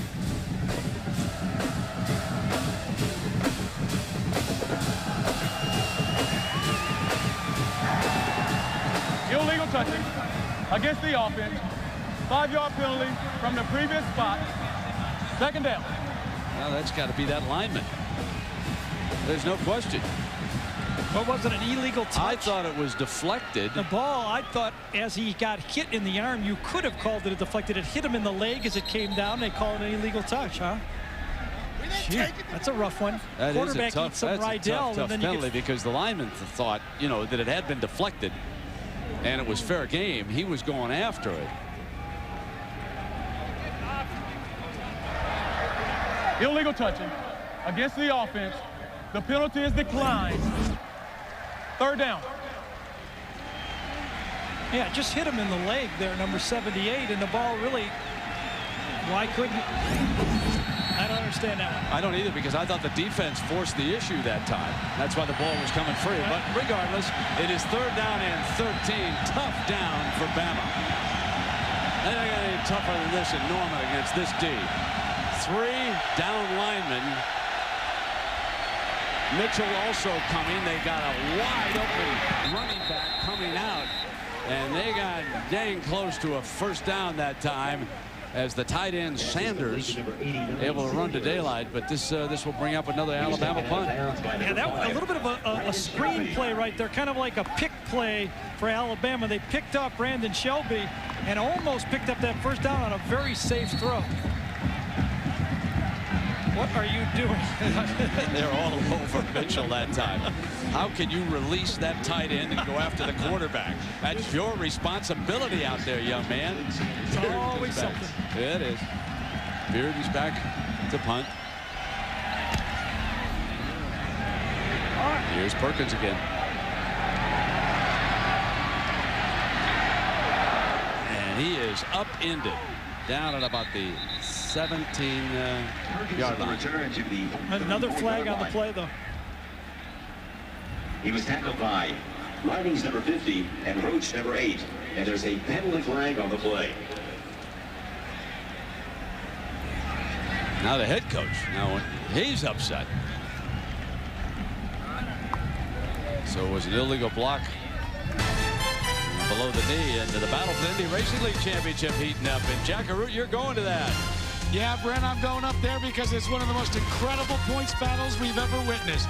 Only 8 points separate 1st and 3rd. Marlboro Team Penske on top, and 1st and 2nd Sam Hornish in 3rd. This is the next to the last race of the season. It's going to be a wild one. Jack, you were so good on that promo, you get the rest of them all day. Okay? You got, I just nominate you as my main look at this. I mean, he is so upset. Look at Stoops, huh? He is livid about that penalty, that illegal block. It pushes the OU offense down inside the 15. He knows that if you leave an underdog in the neighborhood long enough, they're going to jump up and bite you, folks. And this Bama team's got two solid fronts, like we said at the top of the broadcast. Here's Hibble. Complete. First down at the 30-yard line. And Savage, the senior flanker, takes the catch. Savage coming, another bootleg throw, though. Oklahoma is throwing the ball by getting out of the pocket to throw the ball. Have not thrown it very effectively from inside the pocket, and Hibble's done a nice job of throwing some touch passes. Gary, I don't think they think you can sit in the pocket against this defensive line. So far, they've been dominated down in the pits. Lack of confidence up front. Griffin, and there's Alabama stoning him. Bacon, that strong safety, hard hitter, number 24, coming up to make the play. And we got an injured player down on the field. Dixon is down. He's the senior corner, and he's played pretty well himself. I hate to see these fellows go down here. You know, the Alabama coaches said during the week, and I'm not sure anybody paid any attention, that Middle Tennessee State was better than everybody thought. And I think that's being proven here today, the way Alabama's hanging in this game against third-ranked Oklahoma. I hope that's not serious. And there's Brody Croyle, the fresh sensation. He was redshirted last year, and Daddy, a big Alabama timer from a small school in Alabama. He represents the future, and it's possible that they're going to give him a chance. He's got that helmet on. Second down. Coaches weren't sure about putting him in this game. There's an inside shovel pass. Short of the first down, however, and Griffin was the receiver. And Bacon again coming up to make the play. That has been one of the staples of the Oklahoma offense ever since Stoops came here with Mike Leach, his first offensive coordinator. Obviously, he's moved on a head coaching job. And a little shovel pass keeps those rushing guys honest. And another counter by offensive coordinator Chuck Long to try to settle down that offensive line who they don't feel confident pass blocking. It's a big third down for OU. They don't want to have to punt again. Hibble, top side, no. Dropped just at the last moment by Trent Smith. I thought for just an instant that he was going to be able to pull this one in. Trent Smith thought this ball was going to be thrown flatter to the outside. Watch him have to adjust. He thinks it's coming out. Now he has to adjust almost off of his wrong shoulder that time. Thinks it's going to the sideline, then has to adjust deep. Would have been a nice big catch, but again, good coverage from Alabama on the play. Just not quite in sync with their passing game. Ferguson punting again, and Shad Williams back to return this time. They didn't like McBride's action on the last one. And Shad fields this one at the 5, finds daylight down the right sideline, and steps out short of the 20 at the 18-yard line. So now it will be the Alabama offense, and here it is. There's your change, ladies and gentlemen. We saw him over there with the helmet on, and Alabama fans have been waiting for this. Here comes Brody Croyle out of Rainbow City, Alabama, one of the most ballyhooed recruited quarterbacks in that part of the country a couple years back. How about he hasn't really seen extensive playing since his junior year in high school. He missed the senior year with a knee injury, and now his next game after a junior is Oklahoma. They're going to put him up under center, start him there. Probably have to hand off to the tailback just to get his feet wet here. There it is. And big run for Galloway. You would have thought that OU would have seen that one coming. That's 12 yards. And Jack, I'll tell you, they think the world of Croyle down there in Alabama, my friend. Oh, Brent, they do. The book on Croyle is he has a cannon for an arm, but all of the coaches say they need to get him some seasoning because, as you said, Gary, he hasn't played in a game since his junior season in high school. They also had to, I'm sure, look across the field to Oklahoma and see what happened to Jason White. And with Tyler Watt's record, they want him ready. There's his first throw, little high, but it's a strike and completed at the 35-yard line. That's a gain of about 6 yards to Sam Collins. So Croyle, who was going to see time against Middle Tennessee State, but then the game became so close that Tyler Watts stayed in for the entire game, and now Tyler is on the sideline helping to signal in the plays as Croyle, who represents the Crimson Tide future, takes over here with a 2nd and 3, tied down by 6. Twins out to the right. Here's that running game with Beard. Big hole. Antonio Beard spins. Fumble. Did they mark it down? No, OU's got the fumble. Beard fumbles. Lehman raced back and made the recovery on it. And Beard is arguing that he was down. I think you can see that he thinks the ground caused that fumble, but no avail, young man. We've got no instant replay here. So does Franchione feel he was down. Good blocking by that Alabama line this time. Lehman gets cut off, can't get there. Now the hit in the secondary, he spins. Boy, I think he's got a point. He was kind of coming down. His knee might have been down, and the ball spins, but it was tipped free. I thought Straight got his hand on it. I think Franchione may have just gotten a penalty over there on that sideline. He charged out onto the field, didn't he? Yeah, I think that's going to be a penalty against him. That's now you don't want to do that. You're right in the heat here, and you don't want to get your team into a jam. You just don't want to do that. I know it's tough over there, and doesn't look like you got one though. Maybe a warning. Maybe not. Maybe it was just a warning, huh? Good. Good. Okay, here we go. Plenty of time. OU offense now. Working with half a field. Hibble keeps it clean. Going deep down the sideline. Got him. Touchdown, Oklahoma. 51 yards. And Clayton scores for the 2nd time today.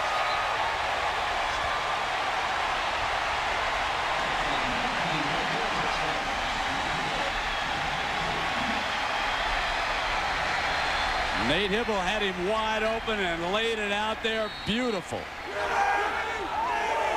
Both touchdowns, deep throws to the left side of the field. Oh, how big is that? DeCarlo, the left-footed kicker, perfect. And Mark Clayton, the sophomore from Arlington, Texas, 2 touchdown catches on the day. The first thrown by White, and the second by Hibble, who came off the bench. See Jason White go over there and congratulate Nate Hibble on that throw. Boy, we talked about the protection, but look at the protection on this one. Up front, Hibble has time to step into this throw. Boom, took him right there. Look at that. Quarterback, no one in his face, allows him to just lay that ball to the outside, and cleanly Bolden is beat that time. No question about a shove off on that one. Bolden was cleanly beat, and Hibble put it right there for 7 points. And the Boomer Schooner rolls on, and how big was that fumble call now? Right after that, OU strikes for 51 yards after Brody Croyle appeared to have given the Tide offense a lift. Now, folks, now it's dangerous for Alabama. They're down 16-3. They're down a couple of touchdowns here in this game. And they're up against this OU defense that'll really turn it loose against either of these quarterbacks now. Footloose and fancy free when you get some breathing room.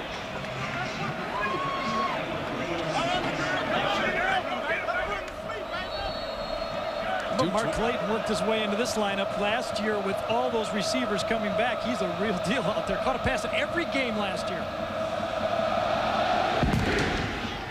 This is returnable. From the 5-yard line, Ray Hudson. Stopped short of the 20-yard line. Mark Clayton, second-year player, played as a true freshman. Bump and run coverage. Let's see if he cleanly beats him at the line of scrimmage. Nothing fancy. Oh, a little stutter. Beautiful route to the outside. When you have bump and run, you must use this play. You must stutter, and the free safety has to help those corners on those plays. When the quarterback fakes to the outside, you really pray as a corner that free safety can come over there and help you out. Well, now let's see what young Mr. Croyle can do Looks like they're going to put him back there in that shotgun. He had that running game going pretty well. And turnover now finishes the game, though, for Alabama. They must be careful. Inside handoff. Galloway's eaten up by Lehman. Great play by Teddy Lehman, number 11. Boy, Teddy Lehman, an All-American. Tommy Harris up front just blows up that play. Watch up front. The big guy, All-American, cover of all the magazine, just blows up this play. Runs into the blocking back, runs right through the tackle, and Lehman cleans it up. Boy, that's when a linebacker should go touch Tommy Harris and say, thanks, Tommy. Tommy Harris so far has caused an interception and got a tackle for a loss on 2 different plays. Second down and 15. Backfield empties out for young Croyle. Sprints to the right. Fires high, incomplete. Oh, he's lucky. Well, Monday Night Football, the season premiere. It's a dandy. Al Michaels and John Madden, the Patriots, host the Steelers live at 9 Eastern, 6 Pacific. Get the complete history of Monday Night Football and a preview of the game at ESPN.com. Keyword Monday Night Football. Football season moves into full swing, and the Steelers, I think I saw that they were a favorite. Did I miss something last year? And the Patriots going to Pittsburgh? No respect. The Patriots like the Rodney Dangerfield of the NFL. All they did was win the Super Bowl, beat the high-flying Rams. Hard to believe, huh? Third down and 15. There's Bassey. Look for him to blitz. Here he comes. Setting the screen. Almost intercepted. That was Derek Strait, who's already picked off one, diving after the ball. Now it's 4th down and 15, and OU's defense now. They're just teeing Alabama up. You don't want to get into a passing game with Oklahoma. Too much talent in that back 7. Their linebackers run like safeties, their safeties run like corners, and their corners run like track stars. So what you're saying is you got to take it one at a time. You got to be patient. You have to be patient. Keep it a tight game. Win it at the end. Yeah, you're not in the last quarter. You're at the end of the second quarter. After it and almost blocked. So Nate Hibble's 51-yard scoring strike to Mark Clayton has really changed this football game completely. How about that fumble right before that pass, too? That was a big... I thought Alabama finally had something going a little bit. A first down, another first down on that run. And then on Derek Strait popped that ball loose. And big play right after a first down. Chuck Long goes for the deep one and gets it.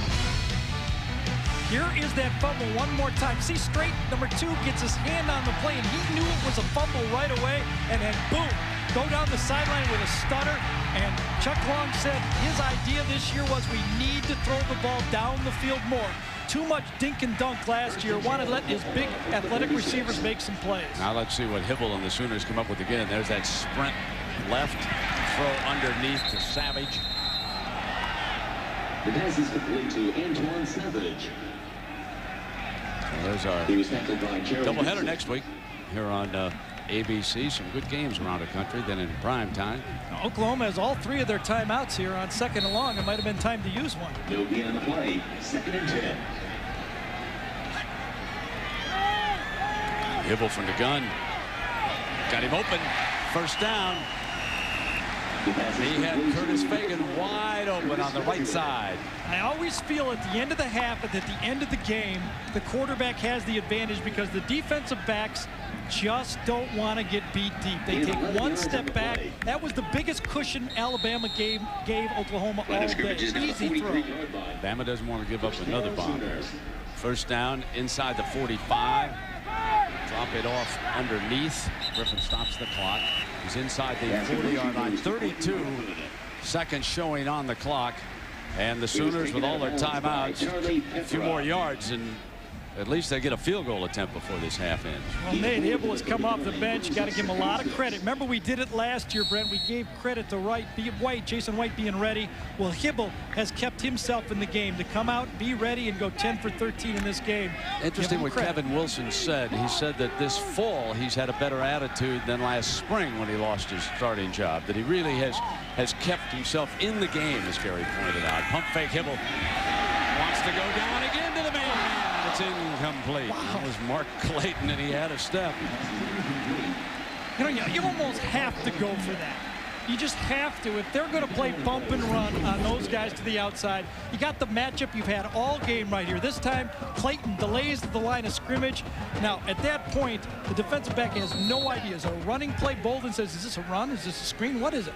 Oh, no, it's another deep one, and the ball was just slightly overthrown. Bolden better be ready. 27 seconds now, 3rd down. All the timeouts left. 1st down 2 would stop the clock. Hybl has got the 1st down and wide open as the DB goes down.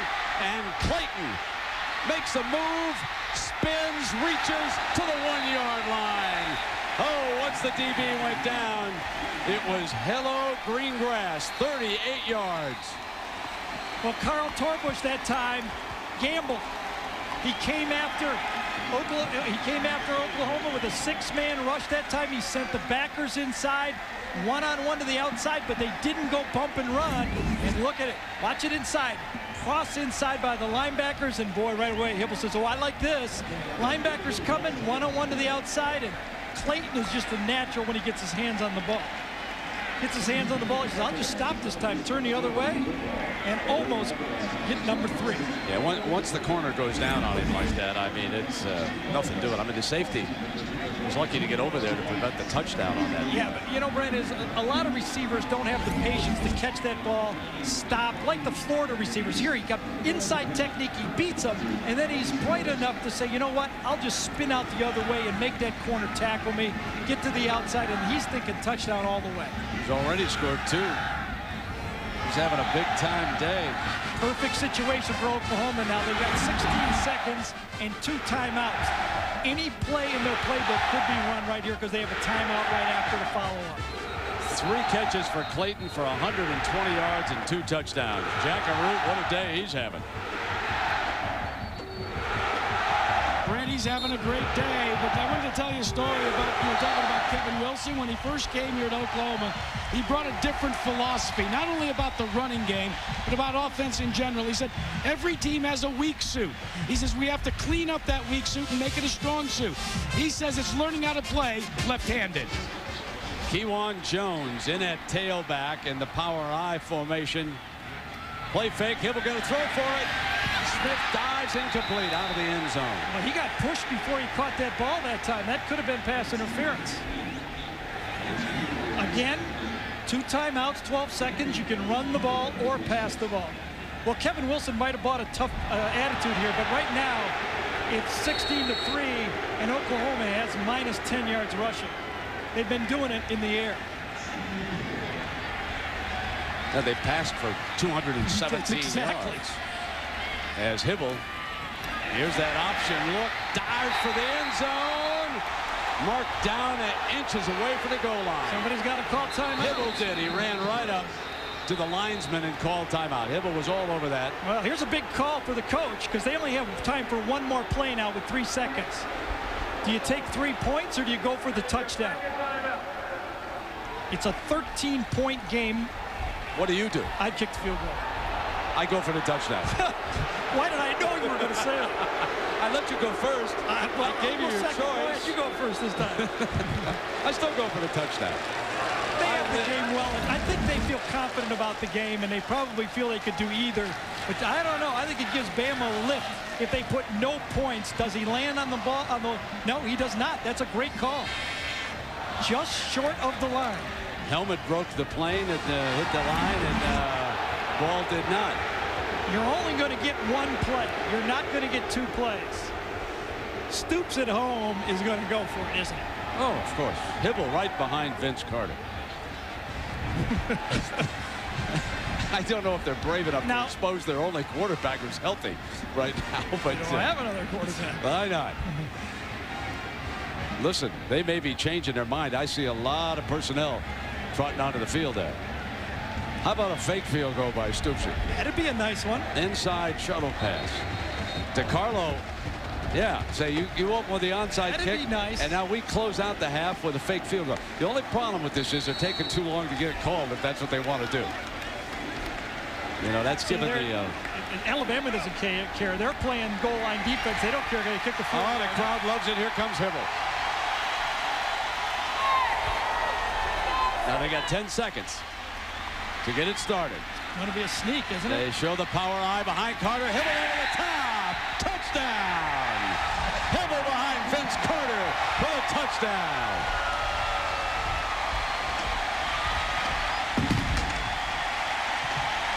Now, does that make you right because he made it or what? Absolutely.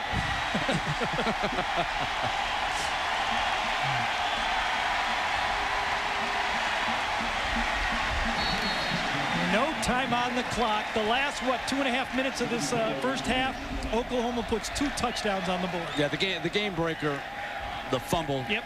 The fumble call. DeCarlo adds the extra point. Then Hybl strikes 51 yards. Then they get it back. And in the final play of the half, Hybl saddles up behind Carter and just bucks it on into the end zone. And Bama knows now they got their hands full. It's you know, they played their hearts out, and look at how good OU is. They're already down 20 points. Yeah, Alabama needs to get some offense. 64 yards in a whole half of offense against Oklahoma. Yeah. And it looked before the fumble had 2 fine-looking running plays. And let's check in with Jack. Coach, I got to ask you, did you change that play on that last play? Well, I was back and forth a couple of times, but in the end, I thought, hey, we got to be able to make an inch, and we decided to go for it. Seen a lot of passing in the first half. What about the rushing game in the second half? Well, if you watch how they're defending us, they're standing up in there with 8 guys, 7, 8 guys, crowding the line of scrimmage for the run game. And we've come up with some big throws, some big catches, and that's what you have to do if they're going to play your man and crowd the line. What about Jason White? He's out. He's tore his anterior cruciate. So thanks, Coach. Keep going. Oh man, ACL on the right knee. That's a bummer. Well, a lot of other things are going on around the country. Oklahoma leads here. So let's go to John and Terry in New York. Take it away, guys. Brent, thanks a lot. And as we come back, Jason White, you just heard it from Bob Stoops. He's out of this game perhaps for even longer. You started talking about him at the start of the day, but this system supersedes the quarterback. Nate Hybl, the same guy. He's got the same plan. You don't have to change anything. Have poise, leadership. Don't turn the ball over. But the playmaker was the coaches that called the deep ball. All right, second half still to come. Let's look elsewhere. Michigan, remember the last-second win they had last week against Washington? A little easier today against Western Michigan. John Navarre, 25 yards to Braylon Edwards, and it was 21-0. Then Navarre again hooks up with B.J. Askew, 28-6. And John Navarre one more time. This one 39 yards again to Edwards. It was 35-6. Navarre had 4 touchdown passes in the game, just 174 yards with 4 touchdowns and 1 interception. Chris Perry over 100 yards for the second consecutive game. Remember last year he had only 2 rushing touchdowns in the entire season. Kent State against Ohio State. Jim Tressel leading his club in. And Kent playing for the first time. It's hard to believe. Joshua Cribbs picked up by Mike Doss, who returns it 45 yards for the touchdown. Ohio State scored early. They scored often. 14-0 lead at the end of the half and gave them a little cushion. What do you got to do in the second half? Are you going to make any changes? Well, not really. We've just got to block better and keep the ball in front of us, throwing the ball. Tyler or Brody? Well, we're going to start Tyler. I think he deserves to come back out and start, but we'll probably play him both second half. Thanks, Coach.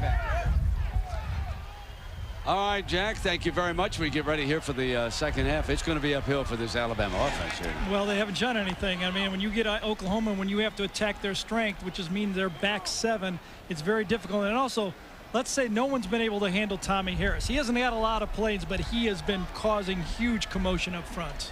All right, let's take a look at our Pacific Life first half statistics, our game summary, if you will. And rush yards will tell you the story. Oklahoma's renewed emphasis, but they have 217 yards through the air. 2 of their 3 touchdowns have been thrown. Clayton has caught both of them. And in case you were not with us in the first half, Jason White forced to the sideline with what appears to be a serious injury to the right knee. Of course, that was the message from Bob Stoops to our Jack Arute before they went in at halftime. So Oklahoma will kick it off. This is an Oklahoma defense that has not given up a touchdown in 10 consecutive quarters. That dates back, of course, to the bowl game last year. As we take a look at some of the key plays, we told you about the airborne attack. When Jason White was in there, he goes 31 yards to Clayton. That's the first touchdown of the game, and then he limped off following this injury to his right knee. How about that? 2 serious knee injuries, and neither time was he actually hit. The star, of course, Mark Clayton in the first half of this game, and he had 2 touchdowns and then took it right down to, the half-yard line to set up the third. Alabama football, Tyler Watts, the quarterback.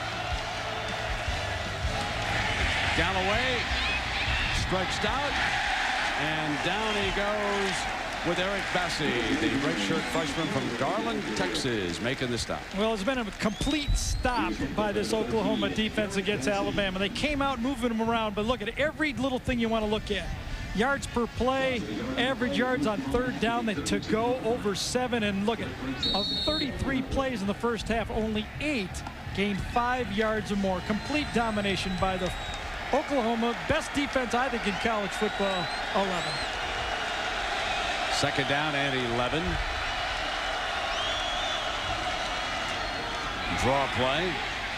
And Galloway spins to the 38-yard line. Well, here is that defense. Well, they got athletes at every level, and when you want to take on, there's really no weakness. They run at every level. From the linebackers, Teddy Lehman was a sprinter in high school. Wilkerson was a linebacker converted to defensive end, and Tommy Harris is I hate to say it, an NFLer playing NCAA football. And their 2 corners might be the best corner pair in college football in Woolfolk and Straight. Beard in at running back on this third down for Bama. Fake to him. Watts will take off, has the first down to the OU 49-yard line, and Lehman making the stop. He's been really active. That was an 11-yard run for Watts. Yeah, off of a pass play again, not by design, but he does it well. But these 2 guys, I mean, they have 1 interception. That was kind of forced by Tommy Harris. But, you don't even get a lot of balls thrown at these guys. The coverage is so good. The quarterback looks out there and says, I'm just going to tuck it down and run it or throw it somewhere else. Straight and Woolfolk, who's 100% defense this year. Remember, he was still a wide receiver splitting time a year ago at this time. Brandon Greer and Shad Williams on the field for Bama's offense. Watts again running as the middle opens up, and he goes down before Mitchell can whack him at the 45-yard line. But Watts is now driving Alabama. Picking up some positive yards, and both of them have been off scrambles so far. But Alabama has not been able to do the designed play and make it work. It's been all busted plays as they move the ball. Keep at it. Game's not over. 23-33 touchdowns. 1 drive at a time. That's what Alabama has to think. Second down against a 4-man OU rush. Sprint to the left. There's the first down inside the 35-yard line. And Zach Fletcher, the junior wide receiver, makes that catch.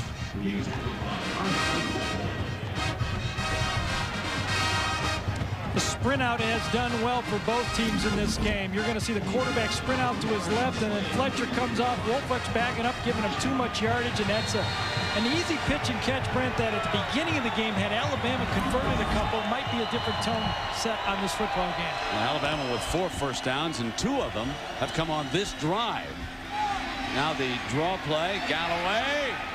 And he picked up 8 or 9 yards on that running play. So this is the best looking drive of the game, if you will. Everidge and Mitchell make the stop for OU. You watch now.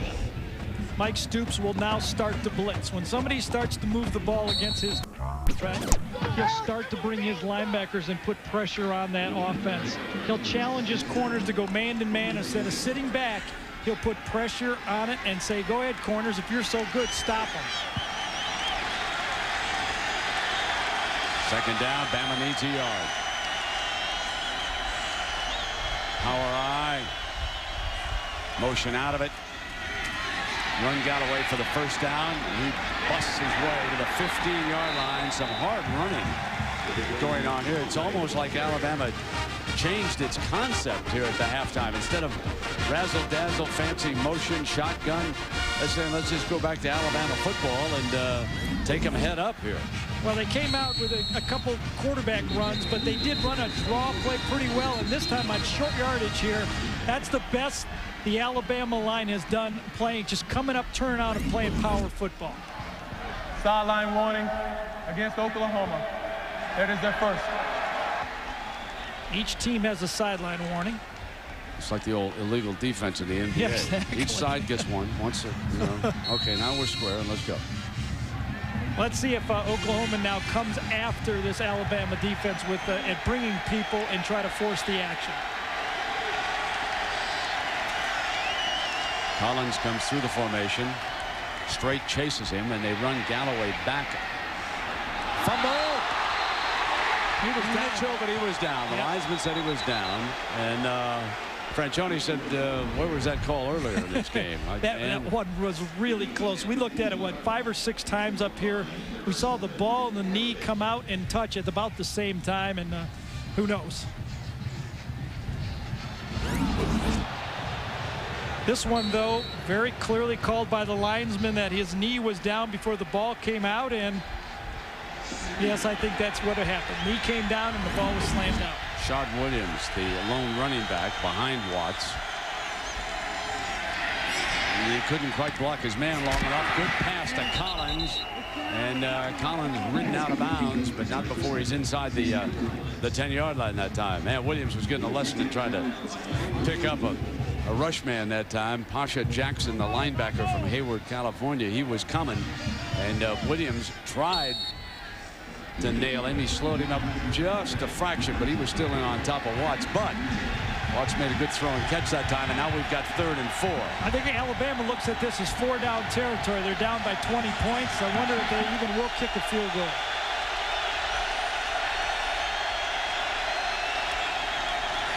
Galloway close to a first down. It'll depend on the spot. It's going to be real tight down there. The 5-yard line would have had it clean. The marker is just shy of the 5-yard line down there. You got a good runner like Tyler Watts. I agree with you, Gary. There's Bob Stoops urges that defense. Yeah, 20-point game. You're not going to get many drives against this Oklahoma defense, you figure, so you got to make it count.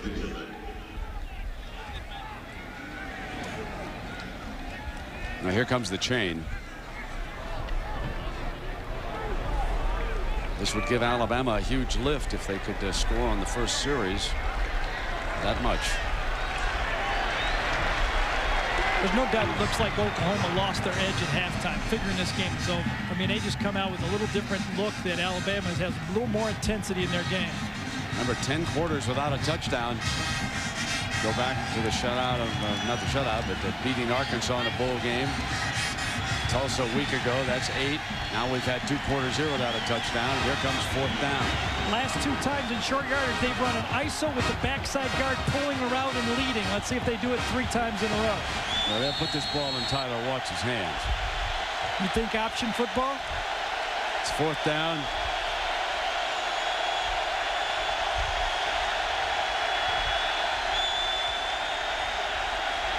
Same play. It's Galloway. Yep. First down. Dives to the 3-yard line.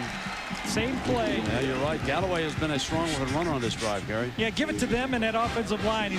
Dennis Franchione has found a power game here. He's turned it over to that experienced offensive line, and right now Alabama has more intensity in this game than Oklahoma. They're just Oklahoma not matching the intensity that Alabama came out of halftime with. Well, up against speed rushers, football men will tell you, and they have for time immemorial. You run right at speed rushers, and that's what Oklahoma is, and Alabama's running right at them right now.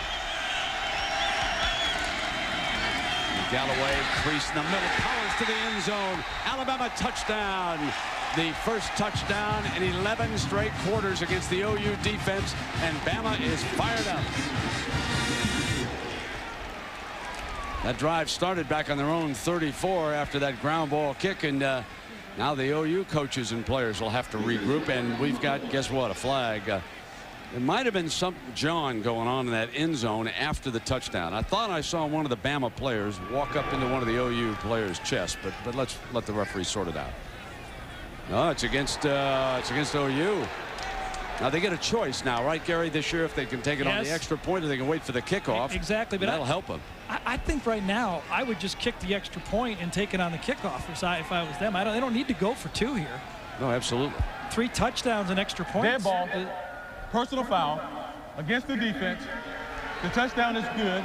The penalty will be enforced on the try, half the distance to the goal. No, he said on the... Time down. Oh, there it and is. Everidge throws a punch. Absolutely. After the against John Britt. started. Everidge got knocked down late and kind of came up slapping. Yeah, not wise.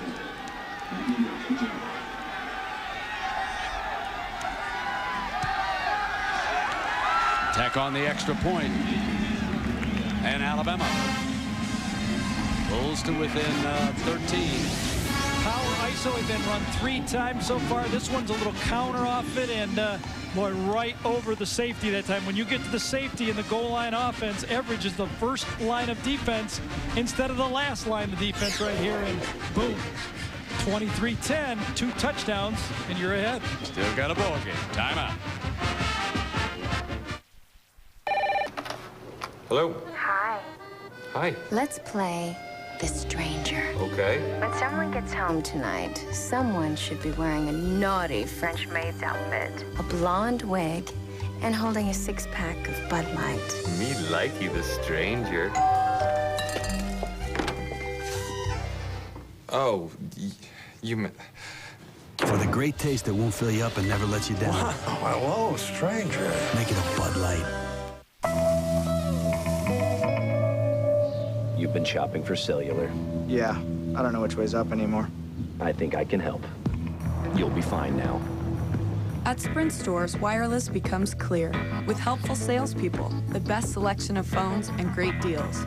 Right now, get 3,500 minutes for $34.99 a month and save up to $100 on select PCS phones. Sprint stores, wireless made clear.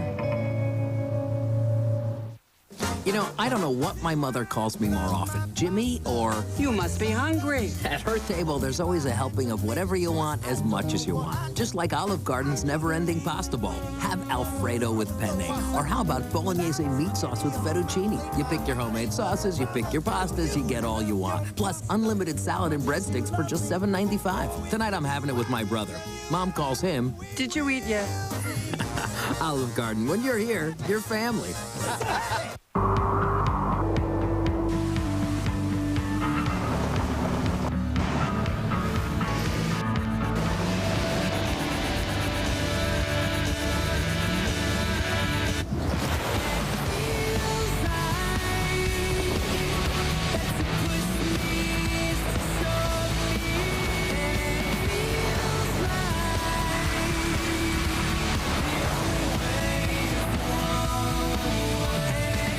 These 2 fingers down and hold it with your thumb, and you go, hook 'em, hook 'em. Nebraska, Penn State, or Texas, North Carolina. Next Saturday night on ABC. Remember Jimmy Harper, the legendary referee for years down the South, that great gravelly voice. I saw him here. He's one of the supervisors now of officials. He's retired. And Jimmy said Bear used to say that you got to run the ball before you pass it. You just got to run it right straight at him. They finished off that drive like an Alabama football team. And we've got 9:14, lots of time. Sooners lead is 13, now 23-10. And you better believe that the Tide defenders will be fired up.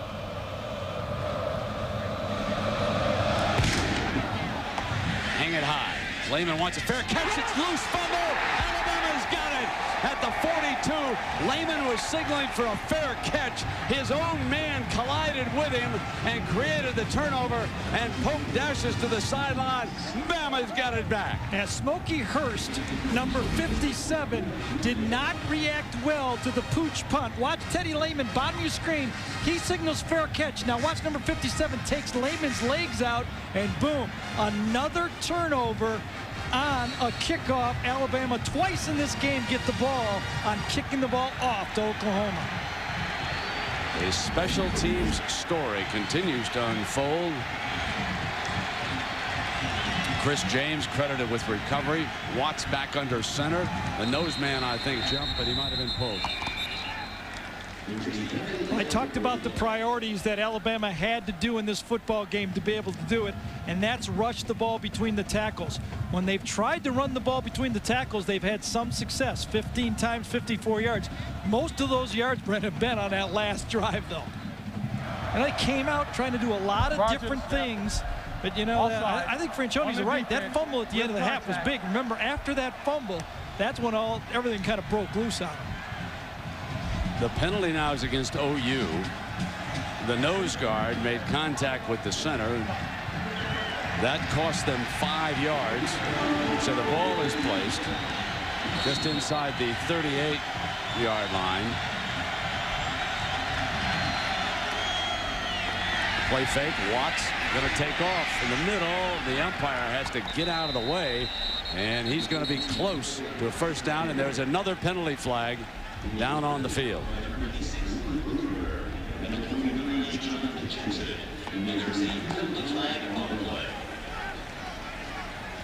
And Alabama seems to be headed back.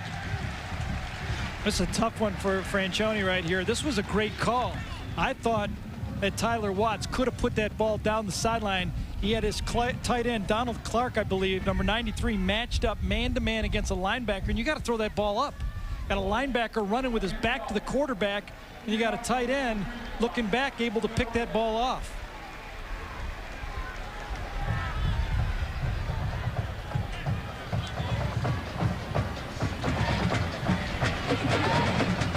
So it brings it back to the Oklahoma 47-yard line. 9 minutes to go in the third quarter.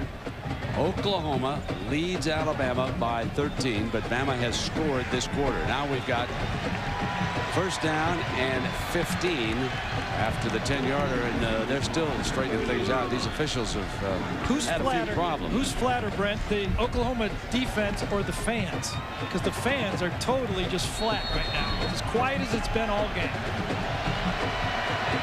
First and 15 for Watts and Bama. Galloway, Lehman wrestles him down.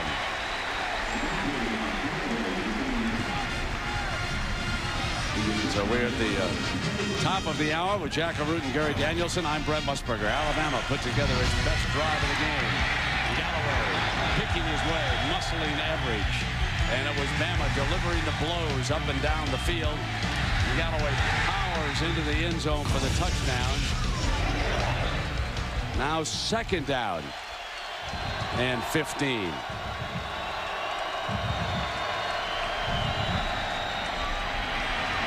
Watts gets protection, middle. Collins at the 11-yard line. First down. Sam Collins, the senior, makes the grab. 38 yards. When you look at Alabama's receiver, Sam Collins is usually referred to as the possession guy, but I don't know if that's fair. When they timed him, he was 4.40, and on this one, he goes right down the seam, and this is where the ball should be thrown, right there, and that's exactly where the ball is going to go, right down the seam. That's exactly how you have to do it. Boom, right in the circle that I drew. Perfect 4 deep on the throw. How this game has turned following the first drive of the second half.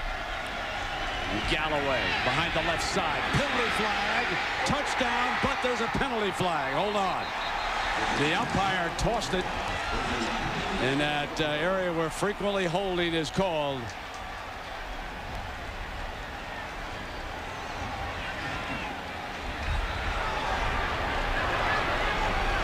He's had 13 penalties already in this game.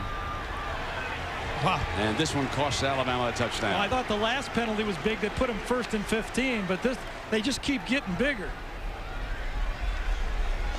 Sam Collins, boy, the seam route. What a throw by Watts. And Collins just tracks this perfectly thrown ball, keeps his concentration right in between Everidge and Woolfolk that time. Beautiful throw by Watts. His best of the game, Brent, by far. Nice feel, I thought, by Franchione to go back with Watts. He said he deserved for him to play in the second half, and that was a great call.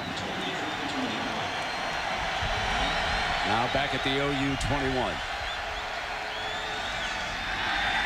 Wide open and dropped on the outside. Theo Sanders You could not have gotten more wide open than Sanders was on that play. He had about 20 yards of green grass in every direction but the sideline. And the guys on the sideline aren't playing. Look at this throw. This is one. Run through it. Run through it. That easily should have been caught. That's a guy that just isn't comfortable catching the ball on the run right there. Yeah, they've used him as the H-back lead blocker throughout much of this game, and they saw that no one was picking him up. So it was a beautifully conceived play by Alabama. Now Watts sprints left, throws back to Fulgham, who's got it at the 15-yard line. And good news for comedy fans, the Drew Carey Show and Whose Line Is It Anywhere premiere early Monday, along with the regular season premiere of Monday Night Football. Drew and Whose Line now on Mondays here on ABC. Brent, you know, I got to feel at this time of the game, it's when Roy Williams used to make a play for Oklahoma. And right now, you got a freshman, Eric Bassey, who's going to be a great player, number 13 playing. But where's that big play from a guy like Roy Williams? That's what Oklahoma needs right now. Alabama searching for its own big play on 3rd and 14. Watts had a defender in his face, drops it off to the safety valve, short of the first down. He's inside the 5-yard line. That's Antonio Beard. And let's check in on Stanford. Here's John Saunders as the field goal team comes on the field. All right, Grant, up against Boston College. Brian St. Pierre, the BC quarterback, steps back, steps up, throws into the flat. Bad decision there. Michael Craven picks it off and sees nothing but daylight. 33 yards for the touchdown. Stanford leading 27-17, just about ready for the fourth quarter, and Miami's up 6-zip. Here's Ziefel for the field goal. 22-yarder on its way. No good. Man. Michael Ziefel. Man. He let the air out of the Alabama balloon, didn't he? Timeout.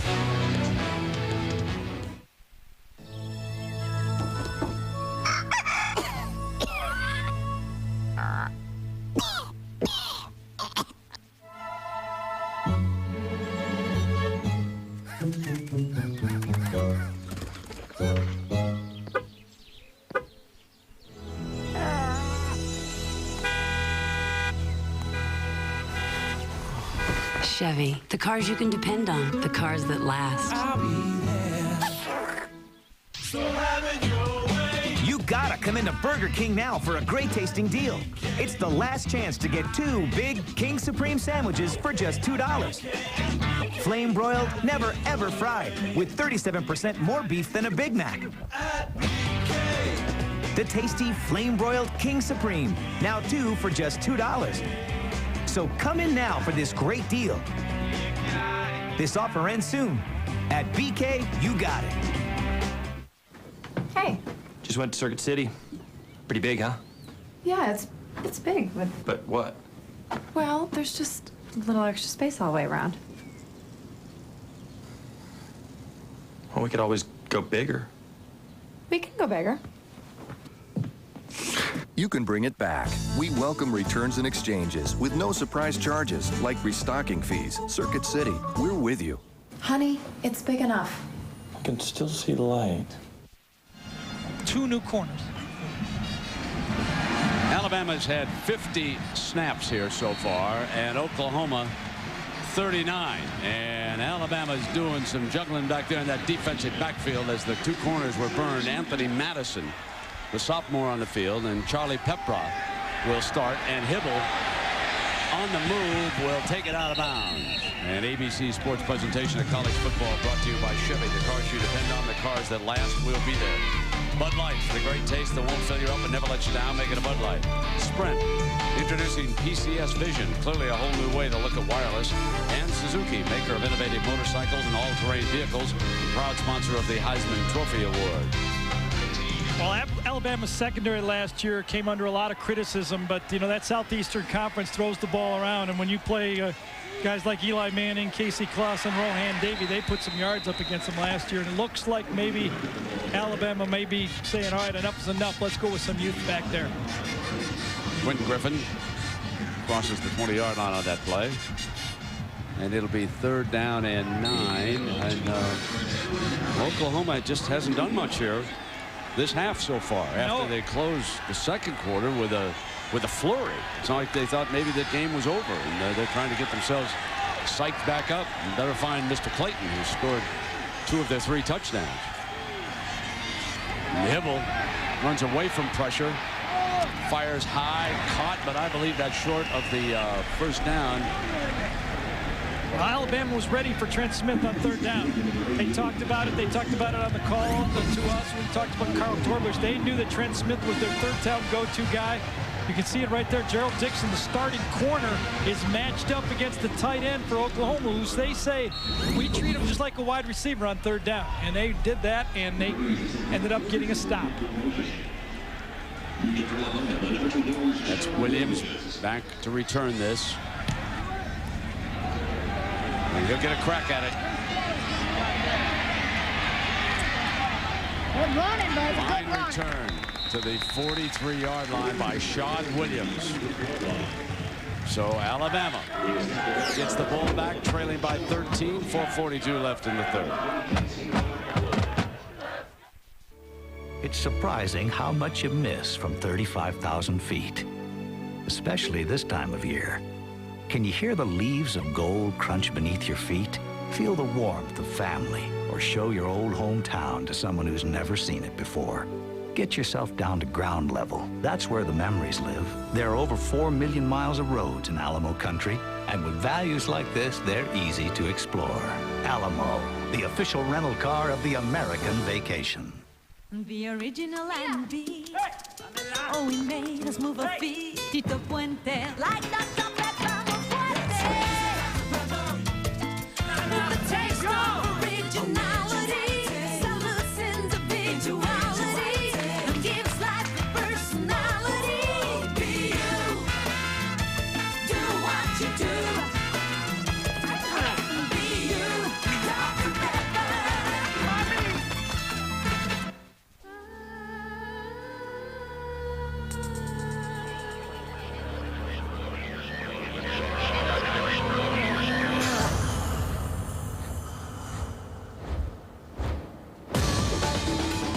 From the minds that brought you the Hayabusa and GSXR sport bikes comes the all-new Quad Sport Z400. Is it still showing off if no one's around to see you? What is the secret of Push Nevada? I aim to get to the bottom of it all. The adventure begins with a special preview Tuesday, September 17th, 9/8 Central on ABC. Folks, look for the Venables and Mike Stoops show to begin. They're going to get all over this defense if they start giving up yardage to the Crimson Tide up by 13. They need to fire this group back up. 1st down and 10. Tyler Watts, who's done a fine job for Alabama, under center. Brings that option look down the line. Now pitches to the running back. And Ray Hudson that time picked up 9 yards against this OU defense. And here's the play right here. Roy Williams, number 13, would have been the guy on the pitch. It's going to be option to the wide side. And watch, you tell me Roy Williams wouldn't have cleaned this one up? Because watch, here comes a guy just bulleting in here right now. And see if this shouldn't have been a tackle. The young freshman ducks his head, and it's a 9-yard gain.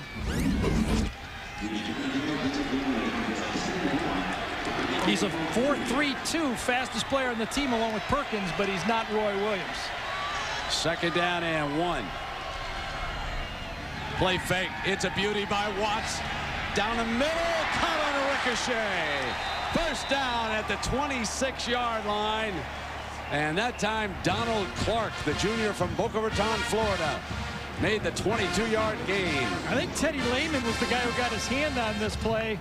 Both he and Eric Bassey were right there, but when your team gets a little bit behind the flow here, Mike Stoops needs to blitz to get him going. Here, let's check this play out, see who gets his hand on it. Was it Lehman from the right side? I'm not sure if it was Lehman or Eric Bassey, number 13, but great catch off the ricochet. Watts back in the gun. They keep Hudson on the field, and he makes it to the 22. And let's remind everybody again that Monday night, it's the season premiere rematch of the AFC Championship game, the Pittsburgh Steelers and the New England Patriots at 9 Eastern, 6 Pacific. Can Tom Brady do it again? And the Steelers will attempt to open with a W on the road as Venables and Stoops try to fire up this unit. And Tommy Harris, for all the raving, Gary, in the first half, he's on the sideline. 2nd down and 7. There's the draw play, and it is eaten up that time as Hudson couldn't get anywhere because Eric Bassey, that redshirt freshman, did it that time. Jackaroo. Well, Brent, you talk about Venable and Stoops having to fire up their defense. It has already begun. In fact, what they've done is in that last series when OU was on offense, they had a little personal audience with the entire secondary. One-on-one. A lot of shouting, at least one way. It's 3rd down and 10.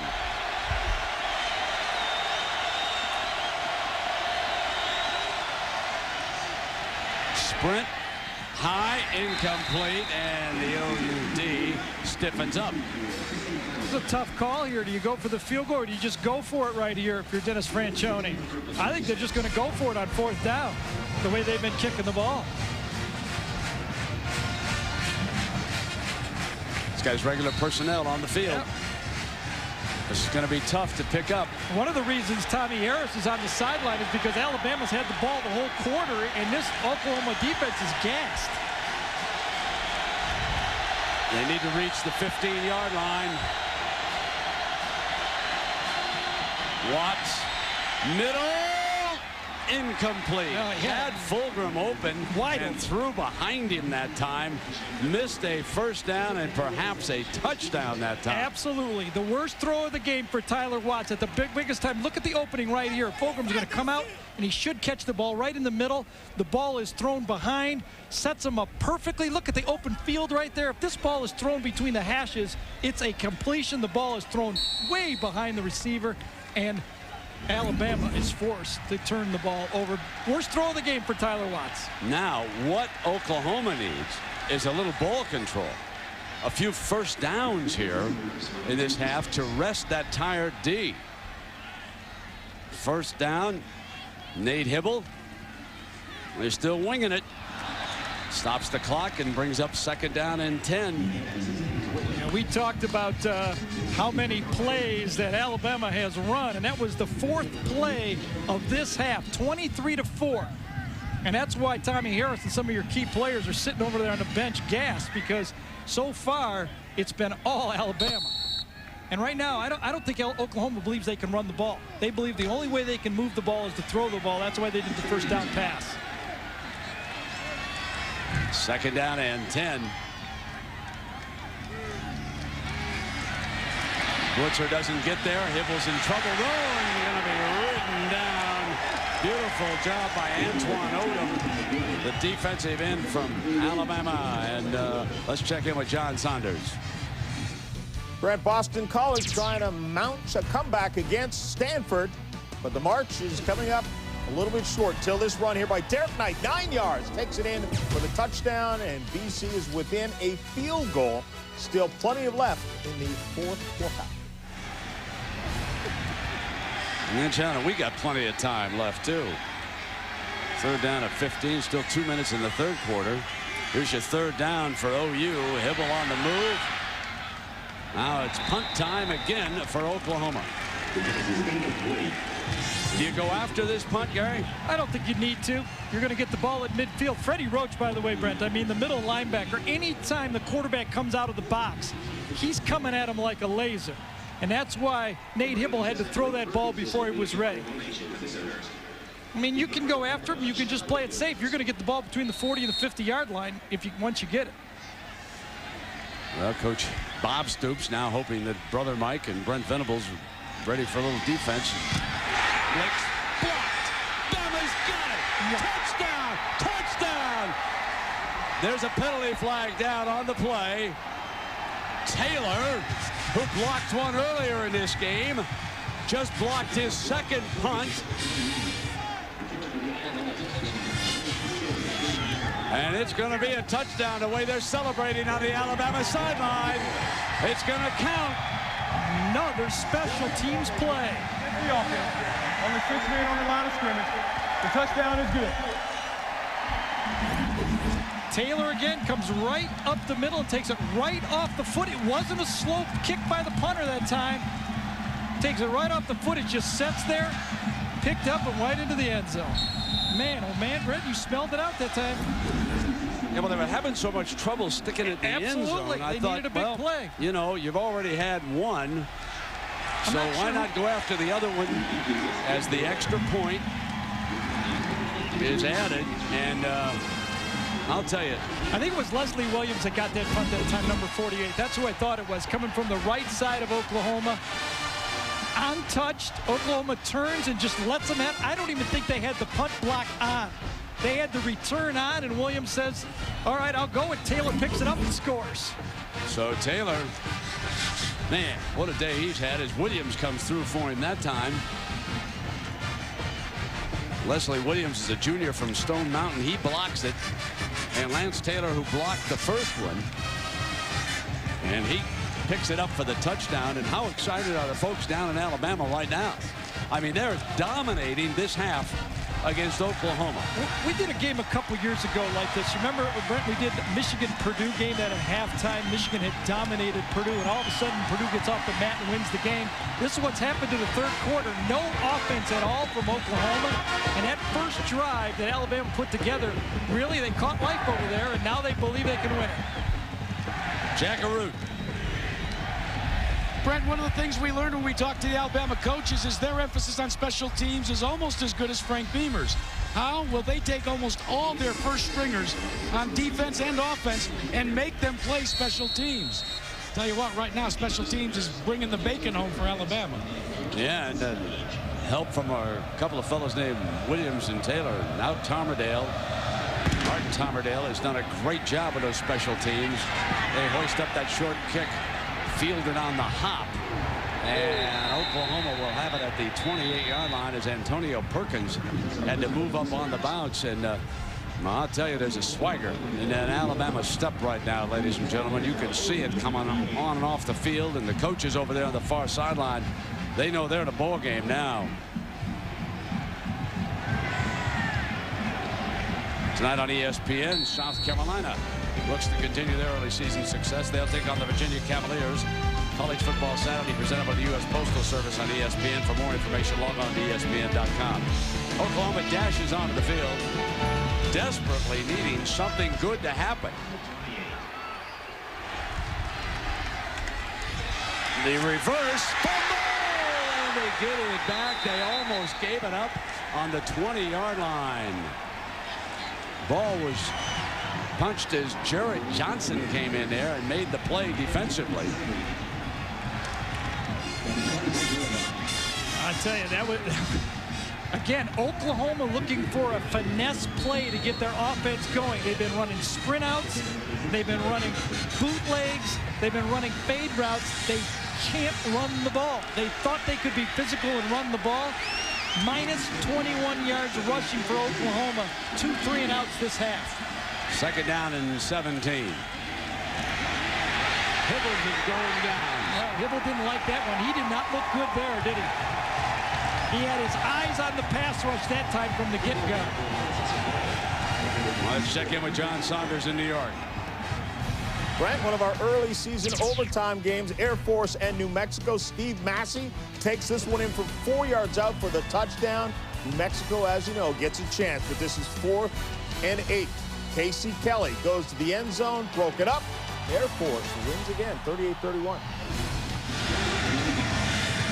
Yeah, John, they beat up on Northwestern pretty good last week, so now they're 2-0, and Moorhead getting that sack that time makes it 3rd down and 25 for Hibble and OU.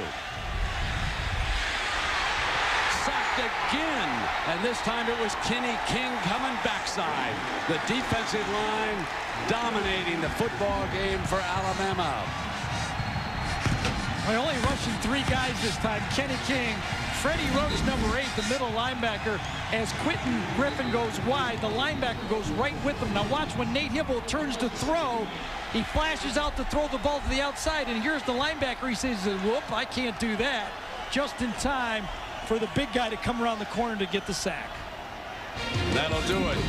But how about this Alabama team? They got a shot. We'll be back with the Money Quarter after this message and a word from our ABC stations.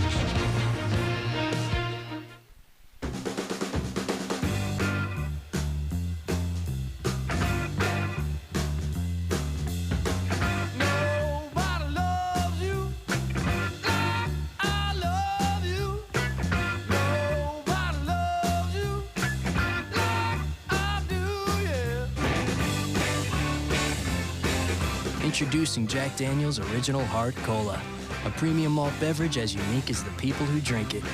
Come as you are.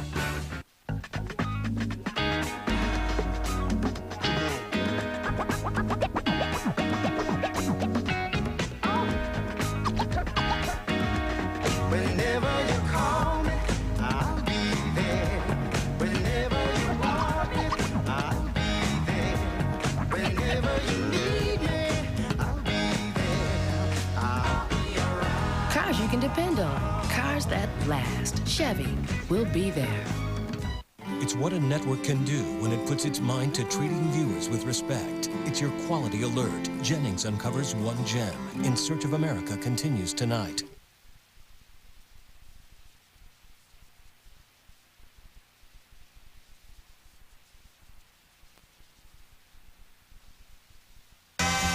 We're the cars we were promised, the dream cars, the idea vehicles. We're the cars we were promised. They're closer than you'd think. The Infiniti Q45 with voice recognition, intelligent cruise control, and a class-leading 340 horsepower engine. The Q45 from Infiniti. It's for the future, all there tomorrow. It's for what could be, for things to come. It's for the future and all their tomorrows. It's for the future. Yeah. Monica Kaufman, John Pruitt, and Gelston Dart, only on Channel 2 Action News. 23-3 at the half, and Gary, another indication of how youngsters can let down after they think they have won a football game, and emotion is so critical. You almost wonder if the Oklahoma players were on their cell phones at halftime telling everybody where's the party afterwards, because they did not come out ready to play. And Alabama, I think their theme at Dennis Franchonia says, I don't care. We don't care what's going on. Let's just keep getting prepared and playing. We don't care there's sanctions or anything. Let's just keep playing. Is paying off. His coaching is paying off. Blake Ferguson's got to try it again. And he gets it out of there. Field position coming up. Sean Williams downs it at the 39-yard line.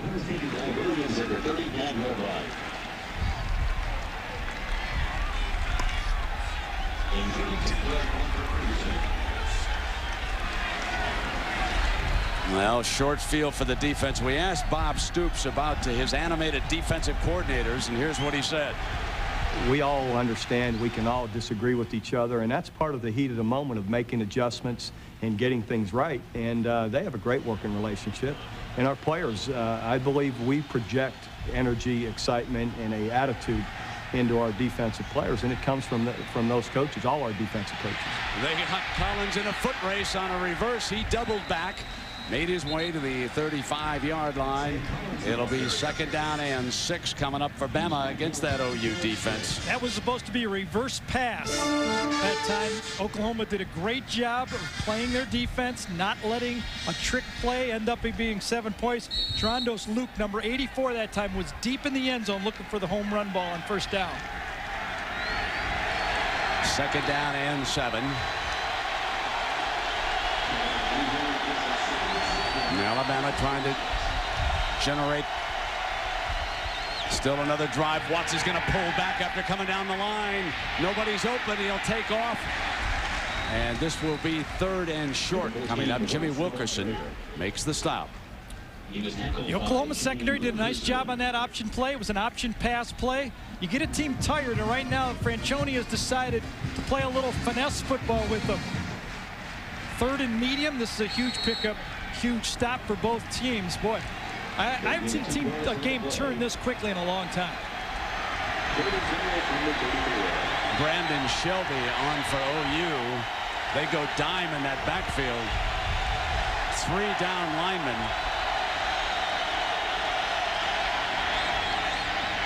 Watts comes back, caught, but I think that's short of the 1st down. I don't know. It's very close. Maybe he'll get it, Gary. It's very close. Anyway, they could go now on 4th down. I think that ball was tipped, too. I think it was tipped, and it was a great reaction. Got it. 1st down. I thought he had it, and Collins, a tremendous reaction on that tipped ball. Go to the outside here. It's an all-out blitz by Oklahoma. Strakes on him, man-to-man.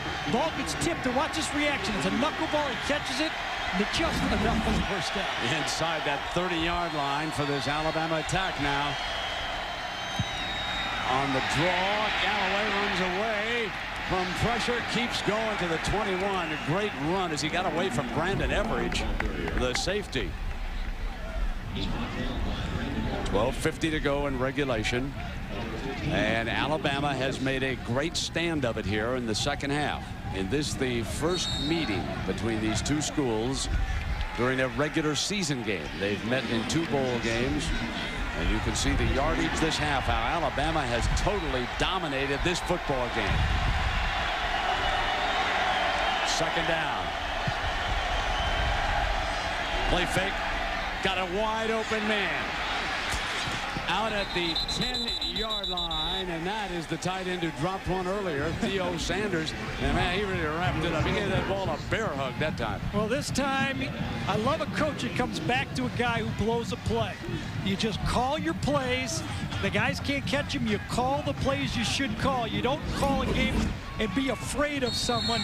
See the guy coming out into the flat this time, had it wide open last time. This time not as open. A little easier catch, more at his helmet. And this time Sanders says, I'm not going to drop 2 in a row. I'll have to walk back. 1st and 10 for Bama. Just outside the OU 10-yard line. And Galloway tripped.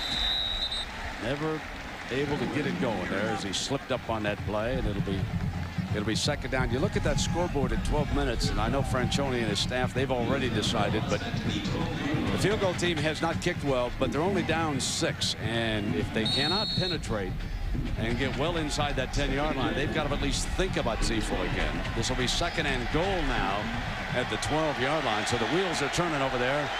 And Ziefel, who has kicked low here today, he did make one earlier. 2nd down. There was movement, but he got back. Play fake, Watts again. Harris is picked up. They go back to Sanders. Sanders stopped at about the 8-yard line, and this is going to be 3rd down. Man, Harris was breathing fire and trying to get at the quarterback that time. Good, sound, smart plays by both sides here right now. Alabama is probing, play action pass plays, power ISO plays. Oklahoma's countering with a solid defense, not giving them anything easy. Look at the difference between Tyler Watts in the 1st half and the 2nd half. Only, I believe, 1 bad throw in the 2nd half, and he had the guy wide open on 3rd down. 3rd down for Alabama. Inside the Sooners 10. Watts sprints right. He's got daylight.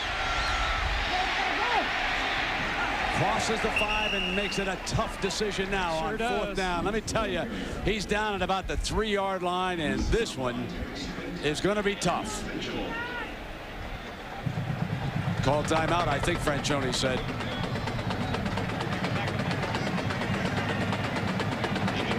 Maybe he didn't. Yes. Yes, he did. It's a tough decision. He said it. Real he tough said decision. it immediately. He wants to think about it. He wants time. He wants input.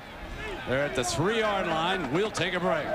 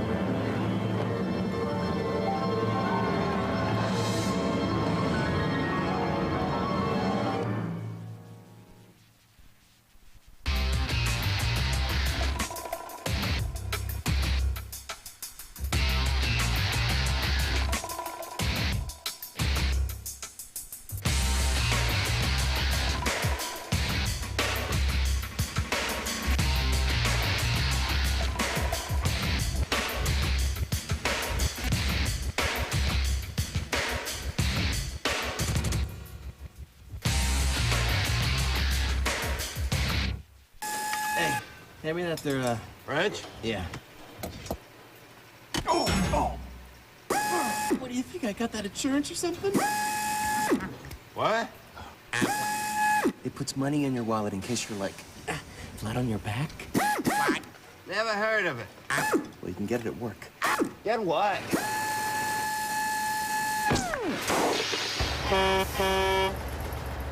Aflac. Ask about it at work. Monday, Drew tries to lose 300 pounds of ex-wife and may lose I have something important to tell you. the love of his life. The Drew Carey kickoff this Monday on ABC. Michael Ziefel will attempt the field goal for Alabama unless it's a fake. Made one from 45. The 52-yarder was blocked. This is a 21-yarder from the right hash for Ziefel.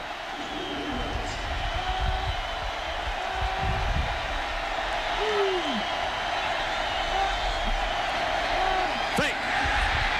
Bearden. Touchdown, Alabama. Oh, baby. Lane Bearden, the holder, on the fake. Dashes in for the touchdown, and now Ziefel can put Alabama ahead with an extra point. What a kicking game the Crimson Tide showed up with here today. What a special teams performance. Onside kicks, 2 of them, block punts, 2 of them, fake field goals. It has been incredible. They have just kept Oklahoma off balance, and that's a great call. Now great for the call. lead.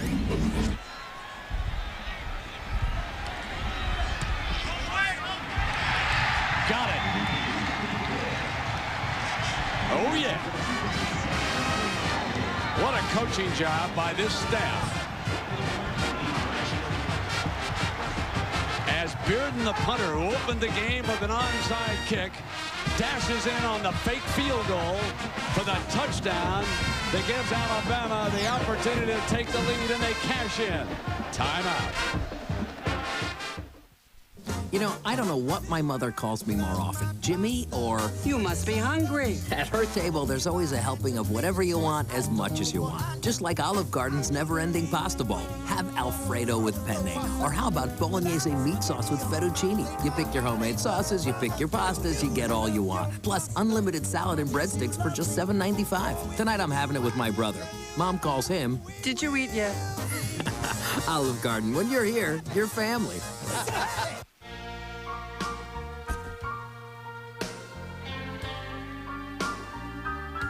It's not for sale. No. Some things are just too good to let go of. That's why there's Valvoline Max Life, the first motor oil formulated for higher mileage engines. Max Life conditions use seals to help prevent leaks and helps you hold on to your car for a long, long time. Don't even think about it. Valvoline Max Life.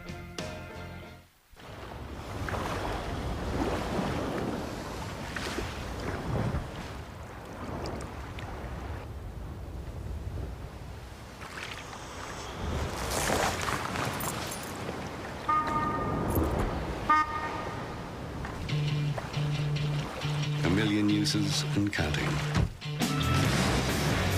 The 210 horsepower supercharged Nissan Xterra.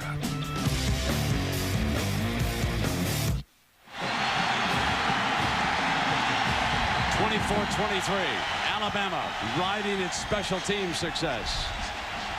The Nissan Drive summary: 9 plays for 39 yards in 4 minutes and 37 seconds.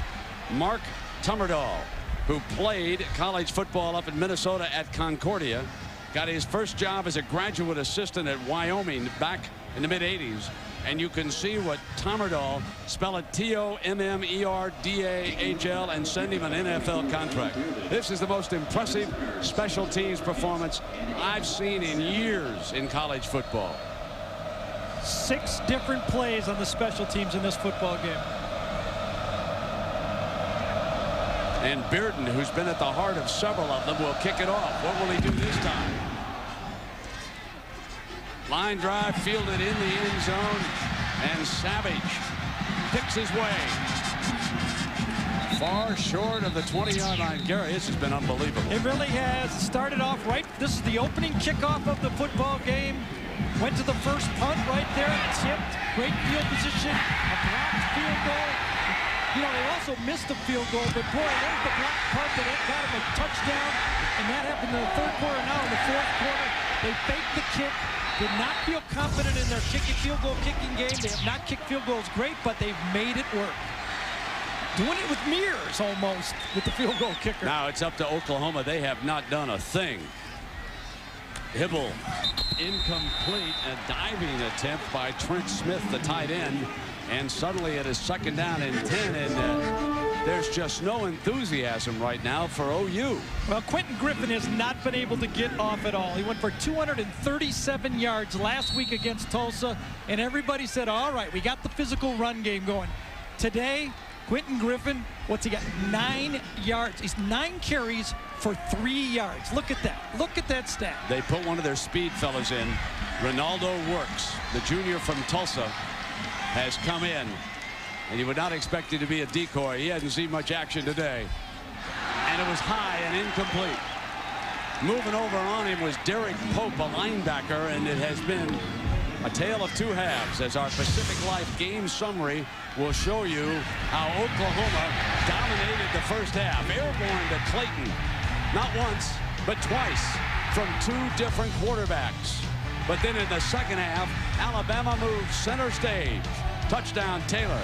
Fake by Bearden. Touchdown Bama. Now it is third down and 10. And remember, Oklahoma is working into the wind, coming into their face here in the fourth quarter. And remember the last home game for OU a year ago. They were beaten by Oklahoma State. Nate Hibble looking for the open man. Right at the first down marker that time. Clayton. He's short. Did he come back inside it? He did. Came back to the ball. I think he's short. That was my first view from up here. It's very, very close. This is Nate Hibble's best throw of the second half, but there's not much to choose from. Good protection. Finally got time to step into a throw. Good throw. Comes back, puts it right on the numbers. But no cheapies. Alabama's giving no cheap deep throws. They're making Oklahoma earn every yard. I think it's short, isn't it? Yes, it is. Still 9:39 to go. Now, what do you do now? It's Bob's turn to make a key decision. I mean, the way they're punting the ball, this is what you get paid the big bucks for, right? Exactly. He's going to punt it, or he's going to fake it, one of the two. Yeah. Considering how special teams play has been today, you never know what you're going to see next. You know what really that is? That means that Oklahoma's likely only to get the ball back twice more in this game. Shad Williams back deep now.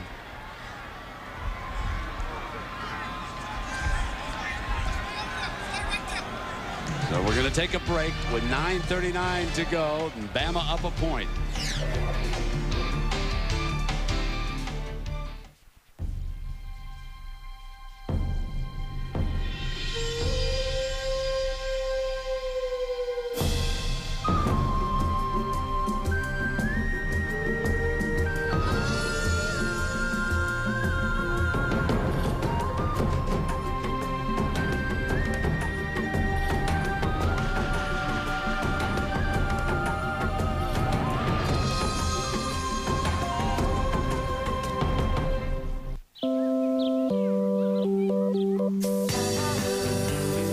There's a better way to soothe your skin after shaving. Nivea for Men Aftershave Balm has advanced moisturizers and vitamins to soothe and improve your skin. Nivea for Men, or Evolve Skincare. Taste buds, 2 kinds. The little yes man sitting at the tip of your tongue sipping New Age mango flavored tap water, and the boys in the back of the class getting all the glory. So for them, there's new Red Fusion from Dr. Pepper. Red Fusion, who's your soda? Yeah, fine. I got this card for the air miles, but they hit us with airline restrictions and blackout dates. It feels like we're in prison. We are never gonna get out of here. Honey, use my Miles One card from Capital One. Capital One. With Miles One, there are no blackout dates. Fly any airline and get a 9.9 fixed rate. What's in your wallet? It's the season premiere. Michaels and Madden join the Super Bowl champion Patriots as they take on the Steelers. Michaels and Madden are here for Monday night. Can't believe it's the same two teams, Gary. It is hard. You couldn't find two people in this press box that were from Alabama that thought they could come back into the second half of this football game. Only the guys on that sideline really felt they had a chance. And Oklahoma went into halftime and thought they had it. And it looks like Bobby Stoops has changed his mind. 4th down, and he better make this one. He's going against some heart up there, too. That's a big Carter and Hibble lined up. This was a touchdown. They're going to hand it off. 1st down, and almost broken by Jones. Kewan Jones gets the 1st down, and OU keeps possession. They pull around and lead right here with the fullback. This is a play they've been working on in practice. Are we tough enough? They've been saying all spring and all fall that we're a different, tougher team. And right then, they had to prove it. And Brad Davis did it for Kevin Wilson, the new line coach, the left guard from Baton Rouge, Louisiana, number 69, threw a critical block on that 4th down play. And now a fresh set of downs at the 30-yard line. Oklahoma down a point. Bobble on the snap, and Hibble will go down. There's flags all over. Yeah, I think Quentin Griffin went in motion that time. I don't know if that was supposed to be a direct snap to the running back or not, but that was discombobulated.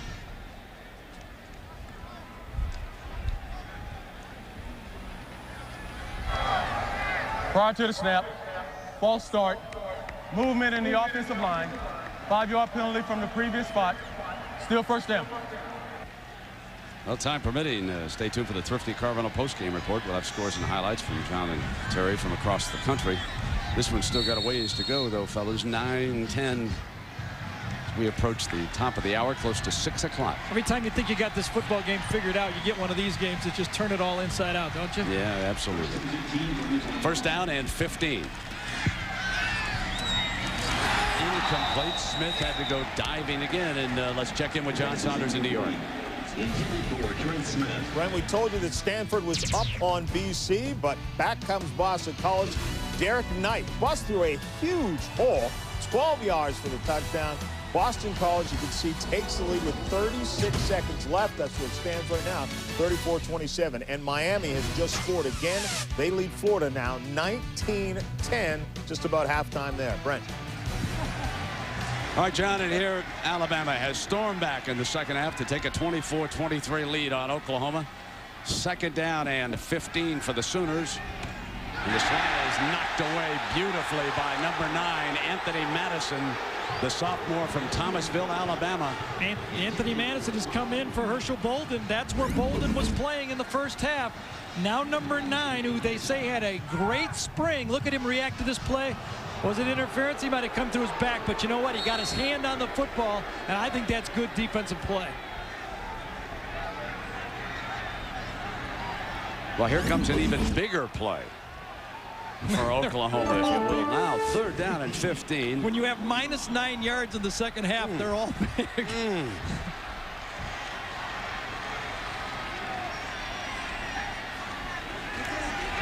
Hibble runs away from trouble, but he won't get the pass off now. He throws it away, and there's a penalty flag. The linesman threw it right at him as he just... they might call it intentional grounding. Yeah, absolutely.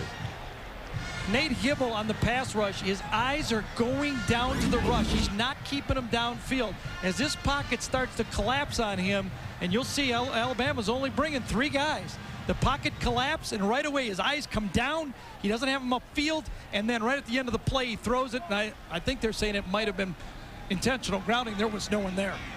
Boy, 3-man rush, and they're just putting pressure on him.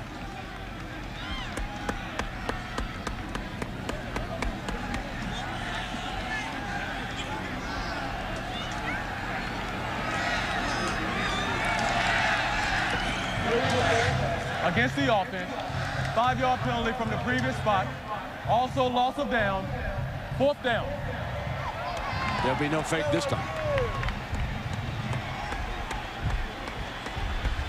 Ferguson punting. Shad Williams on the field. You would think, but you don't want to guess with Alabama's special teams. You would think they'd set a return right now, leading by a point, 8:43. The most important thing you would think for Bama is to secure the ball and set up whatever kind of a ball control, time-consuming drive that they might muster behind Galloway. And this is a shanked punt. This gives Alabama an opportunity for the upset.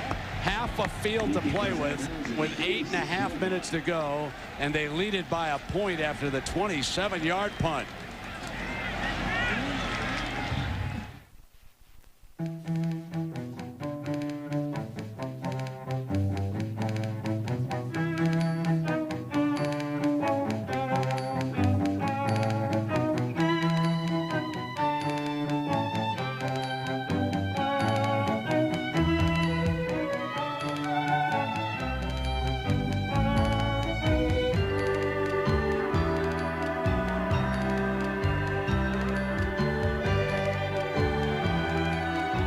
A shift can change a person,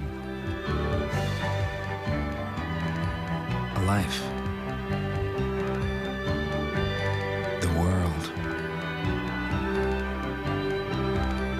or it can simply change the way you move through it.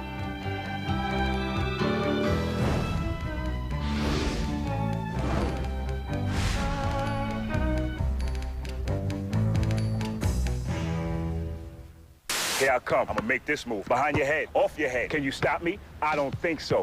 1-on-1 to 5-on-5. No rules, no refs, no limits, player. Real courts, real moves, real ball. Straight hoops, rated team. Triple X is pure, glorious fun. You won't want to miss this one. Triple X, rated PG-13, now playing. ABC Sports presentation of college football brought to you by Nissan and your Nissan dealer. Dr. Pepper and your local Dr. Pepper bottler. BU, nothing's better. Dr. Pepper, Nike, and Olive Garden, where great Italian food and wonderful wines tell you when you're here, you're family. I think Oklahoma now has to force the action. They're going to have to gamble. They think they have two great cornerbacks. They have to match them up man-to-man and try to blow up this Alabama offense before it gets started. Alabama, a couple first downs, and they're going to just run this clock under 5 minutes. Well, Tyler Watson, a lot of these youngsters had a chance to leave Alabama after probation, but they decided to stay. And we asked Tyler, Jack Arute did when he was down in Tuscaloosa, why did the players stay at that school? To be able to wear that crimson jersey, it's something huge. A lot of people dream of it, and they weren't going to trade that in for anything. NCAA, sanctions or not, playing here is still a lot better than playing at a lot of other places. So there you have it, as the youngsters are 8 minutes away from a big upset of Oklahoma here. 2nd down and 5 for Watts and Galloway and the Alabama offense. Here's Galloway, slashes for the first down at the 35. Let's check in with Jack. Brent, when we were down in Alabama, I asked Coach Franchione and Les Koenig, what the secret weapon would be if they came up to have to go against this Oklahoma Sooner defense. Both of them, without hesitation, said Tyler Watts. Why? Because they said his leadership in the huddle and at the line is actually superior to anything they've seen before. But more importantly, they said after 5 years in Alabama football, we know that he will put us in a position to win. 1st down and 10. Here's Watts changing it up. He has freedom out there. He'll keep it. Twist inside the 35. Well, Gary, you know that I've long held the theory that despite whatever hype happens in the summer, that any school that loses great players to the NFL is going to feel it. Roy Williams and Rocky Calmus were two great college football players here for Mike Stoops. Williams the safety, Calmus the linebacker, and yeah, they can bring in some speed and all of that, but I'm a big guy for experience and ability to make big plays. We saw Williams make big play after big play. We haven't seen one here since Straight's interception in the first half. Right. And that was made by Tommy Harris helping it out, but no one has made. Looks very soft defense by Oklahoma. They're not up at the line of scrimmage. They need the ball back. They have to stop this team. They're still back. They don't have their safeties at the line of scrimmage. I don't see any 9-man fronts. I don't think Alabama's going to be throwing the ball all around right now. Well, Sanders, the H-back, got the carry that time, and this will bring up a 3rd and 6. Everybody for Oklahoma on their front all got their hands on their hips down there. One big stop. Alabama needs a 7 yards. If they don't get it, will they go for a long field goal? Up by 1. Watts, quarterback draw. Close to the first down marker. He has stood up very close to it, ladies and gentlemen. Brent, that was just a read by Tyler Watts. That was not a called quarterback draw play. Good coverage in the secondary, and Watts recognized very quickly that his best chance to pick up a first down was to take it right up the gut.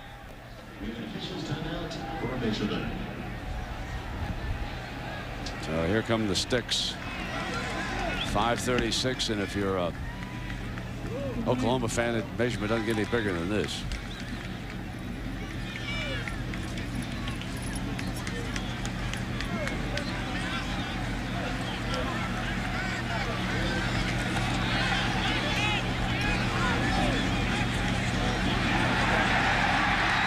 By that much. And all the Alabama fans wearing white are up and cheering.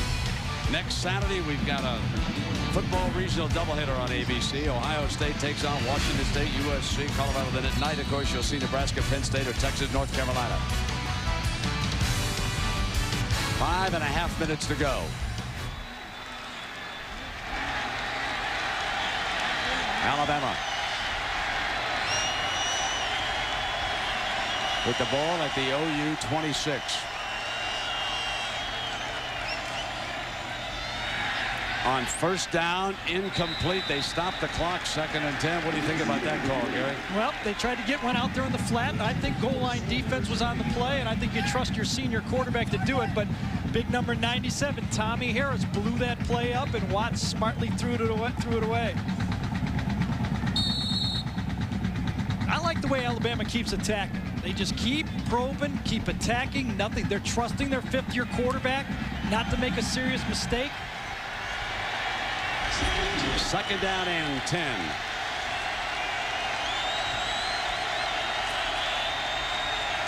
$5:10 to go. Watts in trouble. Down at the 32-yard line. Pasha Jackson. So we're at Memorial Stadium in Norman, Oklahoma. Jack Arute and Gary Daniels. I'm Brent Musburger. In the second half, the Crimson Tide rolled. Dallaway stormed into the end zone. Williams blocked a punt. Taylor dashed into the end zone. Then on a fake field goal, Bearden, the punter, and the holder slammed into the end zone, and Alabama leads it by 1 point. 4:37 to go. Here's 3rd down and 15. Mike Stoops and the D came that time. Will they come back after Tyler Watts now one more time? They show 3 down linemen. They're coming at him from the corner. Can't get there, but they force Watts up into the middle, and he is down at the 29-yard line. Jonathan Jackson. Mike checking that clock, still running at 4:11. 2 timeouts left, the board shows, for Oklahoma. Now they send Ziefel onto the field. And here's Bearden, the holder. I think Franchione would love, obviously, to make this kick, Brett, but I think he'd take anything but a block. It'll be a 45-yard attempt.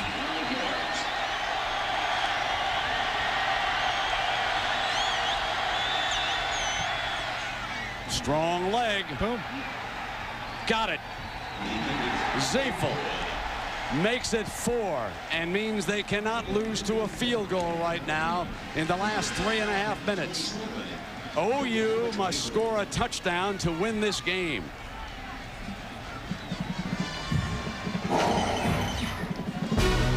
Let's look back to 1963. Bud Wilkinson of Bear Brown. Watch this pass by Broadway Joe. None prettier than that. And in the Orange Bowl, Alabama beats Oklahoma. Remember, they played 2 bowl games. They tied in the Bluebonnet Bowl. That one won by Alabama. So they're 1-0-1. And they are 3:37 away from a second victory. Broadway Joe's probably down there at the Loxahatchee Club in Jupiter, Florida, probably watching this one, sitting on the edge of his chair, having played about 18 or 36 today, Gary. Well, I'm sure he's watching now, I'll tell you that. But he's not playing an extra 9 with this game going down like this, 3:37. Oklahoma has to think 4-down territory. They have 2 timeouts. Anything close, they're going to go for it on 4th down. Remember, they burned a timeout to go for it on 4th down last time, so they only have 2 timeouts left in the game.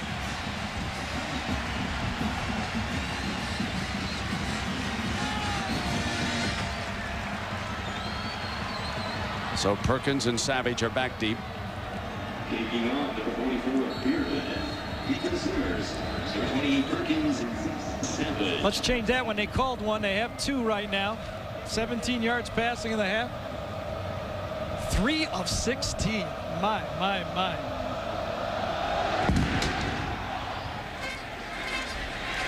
Coming out on the 20-yard line, 3:33 to go. And Jack Arrucci will be hurrying to get an airplane to get out of here for the battle for the Indy Racing League Championship. Tell us about that race up in Chicago. Well, Brent, plan on it being about as close as this game, because between Marlboro Team Penske and that man, the Pennzoil Panther machine of Sam Ornish, it is going right down to the wire.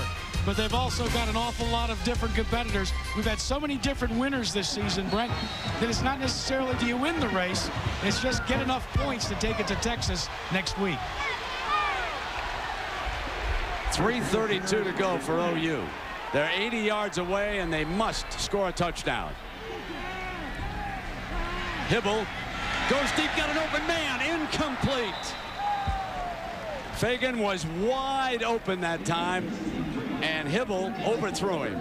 He did. He needed to throw that more on the line that time, because Wayne Bacon, the safety, once Hybl gave the little hitch fake to the outside, Bacon, the safety, was climbing all over that throw, and if it would have stayed in the field down that deep, Bacon, I think, would have ate it up. He needed to shoot it right over that defensive back hard to the outside. Too much air. Alabama keeps 4 defensive linemen, keeping the pressure on the offensive line. Inside, shuttle pass. Ronaldo works, looking for daylight.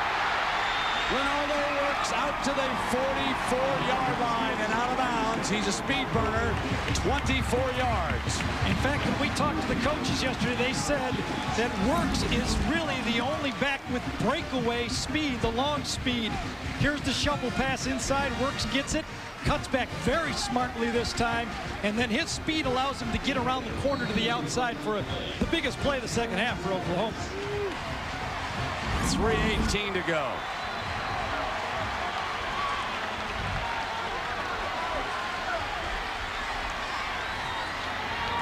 Fake to Griffin. Hybl underthrew and incomplete. Fagan again working the right side. All deep routes that time. Nate Hybl had no one to dump that ball off to and just move the chains type throw. Everybody was down about 20 yards. Nothing easy for Hybl. The difference, Watts had the great second half. Hybl has struggled here in the second half, but, you know, Brent, so is his whole team. The defense, the running game, everything has struggled. 2nd down and 10.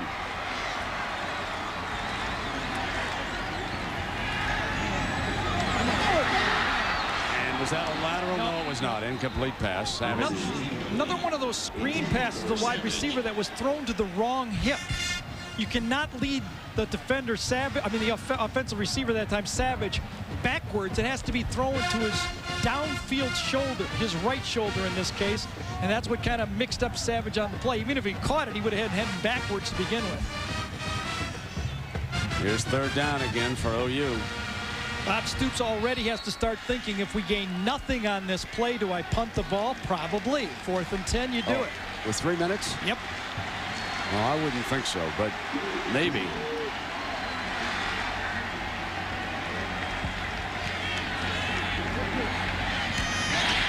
Got him, reaches for the 1st down. Antoine Savage. Yep, right across the yellow line. And if the yellow line is correct, he got a 1st down.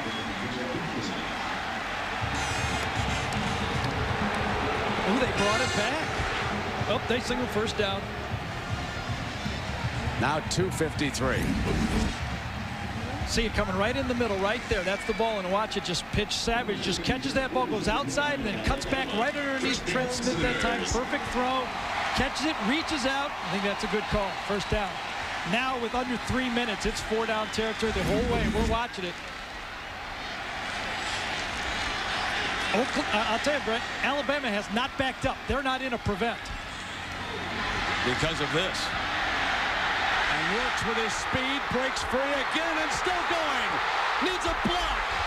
Down the sideline, inside, to the 7-yard line. Ronaldo works. Makes perhaps the biggest play of the game. 39 yards for Oklahoma as he came down the sideline and then crashed back across the 10. And OU will take a timeout. The second shovel pass, huge shovel pass. This time it was defended very well, at least positionally, by Alabama, but no one could come up with the tackle. And Works showed that the coaches were right. He's got the fastest breakaway speed of the team, and he almost broke it away all the way. Very easy shovel pass. This should have been stopped. This should have been defense. Look at 3 guys right there that could have made this play. But he runs away from 3, cuts back, and boom, down the sideline for a huge play. And the offense will huddle up on the sideline. Remember, Oklahoma needs a touchdown. Timeout. Okay. Took care of the spark plugs, flushed the coolant. The brakes were shot, so I went ahead and took care of those. Greased and lubed it, cleaned out the injectors, replaced the air filter, the fuel filter, rotated the tires, and changed the oil. Thanks, honey. More ASC certified master technicians, the top mechanics in the country, use Valvoline motor oil in their own cars over any other oil. Did you take out the garbage? Sure did. Separated bottles from cans. One of the bags was leaking, so I double bagged that. And the roof's gonna need some work. I can get to that next week. So Ronaldo Works has given Oklahoma a shot in the arm with his speed. 2 huge plays down the stretch for number 47. And the key thing is here, Gary, we've got 2:15. And Oklahoma now has taken its second, or did Alabama take Alabama took the timeout. Alabama took that timeout. Smart timeout, I think, by Alabama to kind of rest their guys, recompose themselves. This, I mean, Alabama's got to think right now in their own mind, let's make these 8 last yards here the toughest yards, and we're going to air every one of them. Remember, Oklahoma has not been able to run the ball all game. Minus 31 yards on the ground.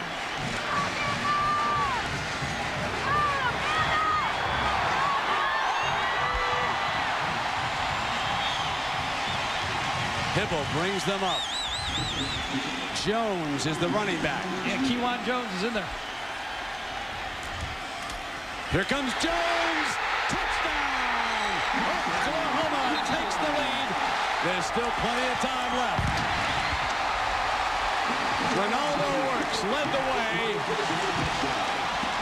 And Kewan Jones, the redshirt freshman from Jenks, Oklahoma, one of those schools that plays great high school football down here in this area, takes it in for the touchdown and puts the Sooners ahead. Same play that Oklahoma ran on the 4th and inches with Jones. And the scout report on Jones is explosive downhill runner, and that's exactly what he did on that play. DiCarlo.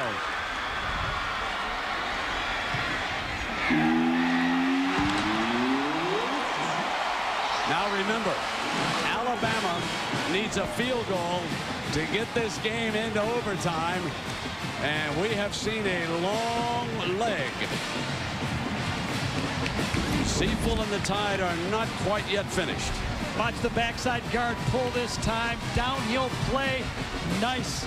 Right there. That's the physical line play that Brad Davis provided. Remember, Brent, on 4th down play was Brad Davis. And on 1st and goal from the 8, they again ran right behind Brad Davis on the pull. So here's the man, Seafull. Not going to be any more fakes. Next time they got to kick it. The shuffle pass. 2 shuffle passes. One Works takes it and cuts back, and this one, he uses his speed to get outside. Alabama was well defended. They had all their players there, but Works makes a brilliant run. That's just a great athletic achievement. Absolutely. By Ronaldo Works, right there. Number 47. And the reason Ronaldo Works doesn't play more is he struggles a little bit with the other parts of the game, the blocking, the pickups, the mental side of it. When he gets his hands on the ball, he can move it. Oklahoma wins this game, he'll be playing more. You can rest assured of that. The coaches won't forget his effort. But first things first, Tyler Watson, Alabama, will be coming out.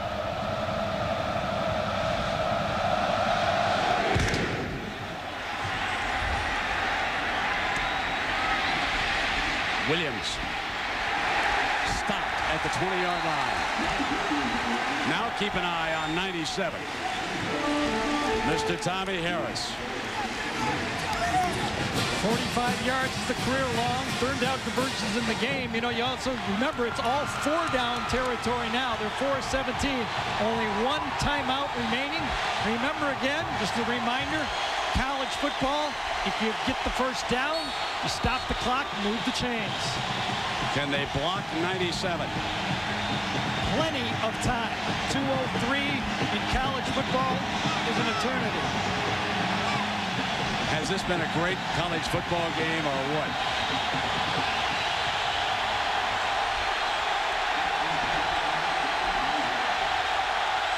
Here's Watts.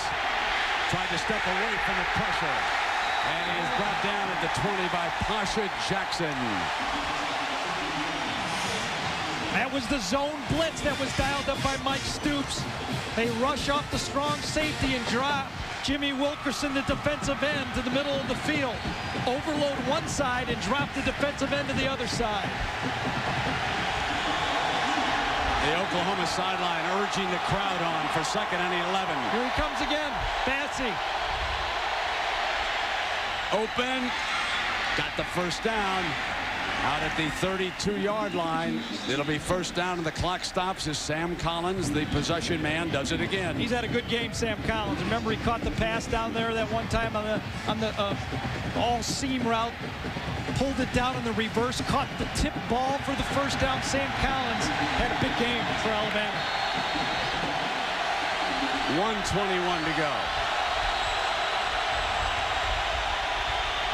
Harris couldn't quite get there, and the pass is completed. They cross midfield, and they give themselves a chance. Triando Saluk on the big play, as Harris couldn't quite get there, the rush man.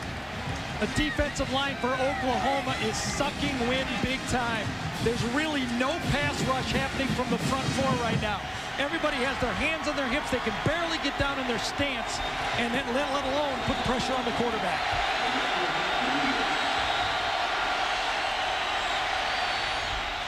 Incomplete, as Theo Sanders can't quite get the handle on that. And that time it was the Alabama center, Alonzo Ephraim, who did a great job of blocking in the middle of that offensive line right there, number 58. Ephraim's an all-SEC center matched up against the heart of that Oklahoma defensive line. Tommy Harris done a good job on it. Harris made some plays. Ephraim's made some plays.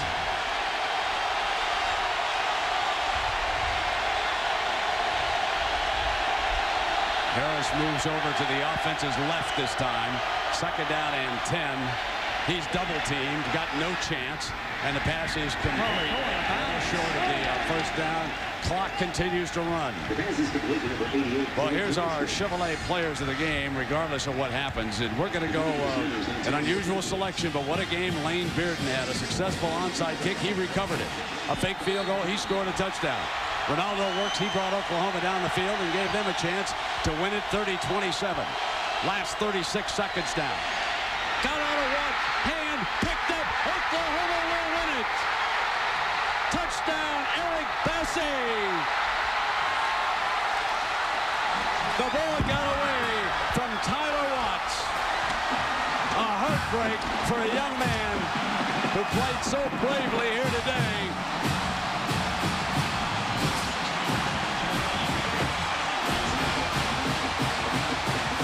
The ball slipped out of Tyler Watts' hands as he went to throw it. And guess who? It wasn't Roy Williams, but it's the guy that replaced Roy Williams. Eric Bassey was in the right place at the right time, picks it up, takes it for the touchdown. Watch. Watts comes back, goes to throw it, and it drops out of the back of his hand. Whoop, there's the fumble. Bassey scoops it up, and then the touchdown. The extra point is good. Well, what can you say, folks? Oklahoma survives. Will that be the headline up in Oklahoma City tomorrow? Goalpost is right in front of Watts as he throws this ball. It slips out backwards. There it is, free, tipped out, and there it is. And, you know, Bassey almost pulls a Leon Lett, puts his hands up a little too quickly here, and almost knocked down from behind. Bassey cannot even breathe. He is just, his chest is just crushed trying to suck air. Alabama needed about 10 more yards to get a shot at a field goal.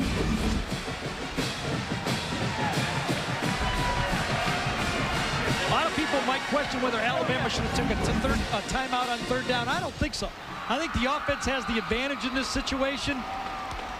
You've got Oklahoma on the run. It's third down. You know what you're doing. Don't let them set the defense up. And all of a sudden, your fifth-year senior quarterback has one of those things that happen that you just can't explain.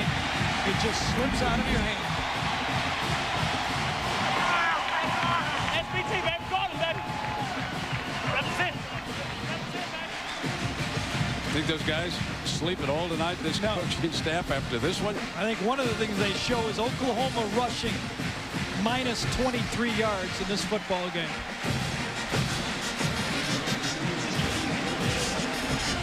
But they will show that highlight of Ronaldo Works winding his way down the sideline over and over again.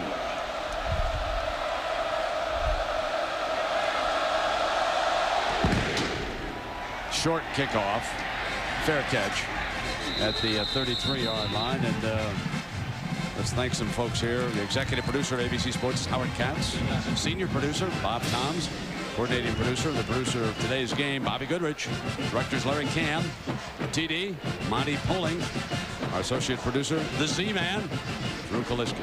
Associate director, Brian Fay. Technical manager, Mark Towie. And our production manager, Christy Bravey. Thanks to one and all, Brody Croyle. Trots onto the field to close this one out. The 45-yard return has sealed it away. Oklahoma's rushing game as down he goes at the 25. You know, Gary, you talked about the rushing game. Before today, the fewest yards ever rushing for OU was minus 11 against Colorado back in 1999. Today, minus 23 is the net total. Now, there were some sacks in there, and that does not. This young man had the play of the day. And there it is. Oklahoma wins it by 10. 37-27. Dennis Franchione and the Alabama coaching staff can be awfully proud and pleased, though, with the play of their team, especially in the second half. Great respect between the two coaches. Let's go down to Jackaroo. Jack. Coach, talk to me for a moment. He takes the congratulations. Talk to me for a moment the importance of your team having been in big games before. It matters. I tell you, we're upset. To play so well in one half and so poorly in the other, and give Alabama's an excellent program. I told the team at halftime they're not done. But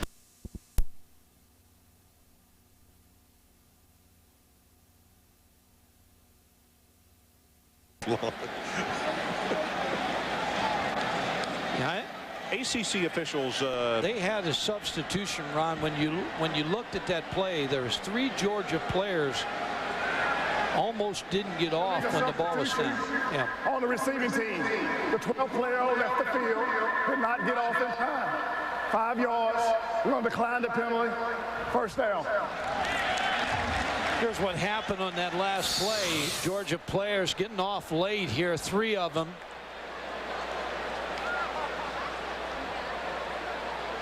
I think they played 8-man football on that play.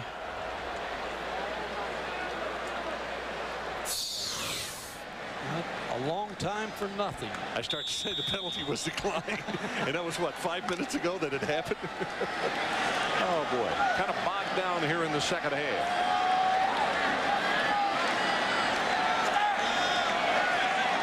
Fred Gibson, an outstanding looking receiver, showed us what he could do in the kickoff. Green shovel pass, gets it away to number 18, Damian Gary, and he's going to have a first down. Now, how quick thinking was that? Eric Sampson made the tackle, but it's a gain of 10 yards. Now, David Green was looking for Fred Gibson, but had pressure again, dropped the ball to Gary, flipped it, and he does everything at the quarterback position. Very strong quarterback, but also a pretty good runner in himself.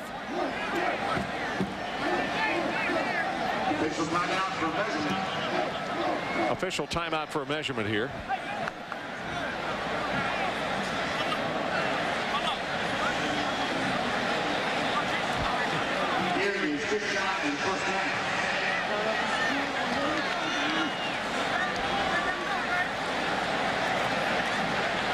Georgia with 3 timeouts left.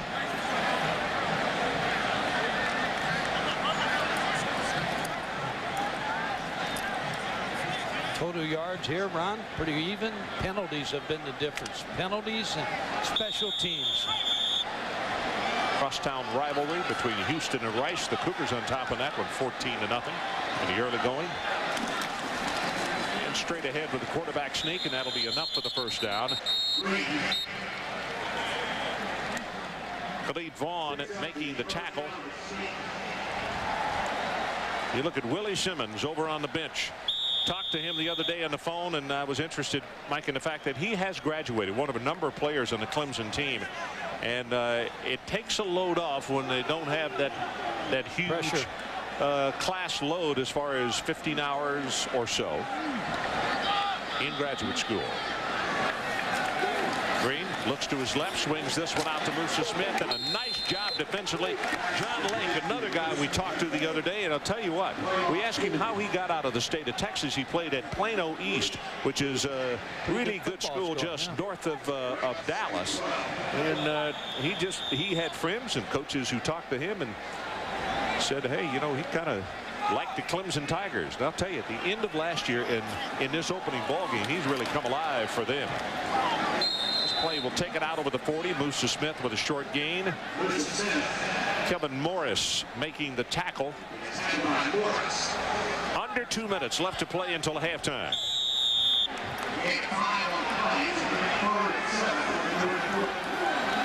High snap, but Green pulls it down, gets it away, and he got blasted just as the pass was thrown by Thomas. Rodney Thomas put him down, and Green is a little slow in getting off the turf. Well, he got leveled, Ron. Rodney Thomas's helmet's right in his midsection on this play. And Green is not a small youngster at 6'3", 227. But Thomas at 255 coming with a full head of steam put him down hard. And it means that the punter, Jonathan Kilgo, will have to come out and kick the ball away. The third punt by Georgia tonight. David Green has taken some shots.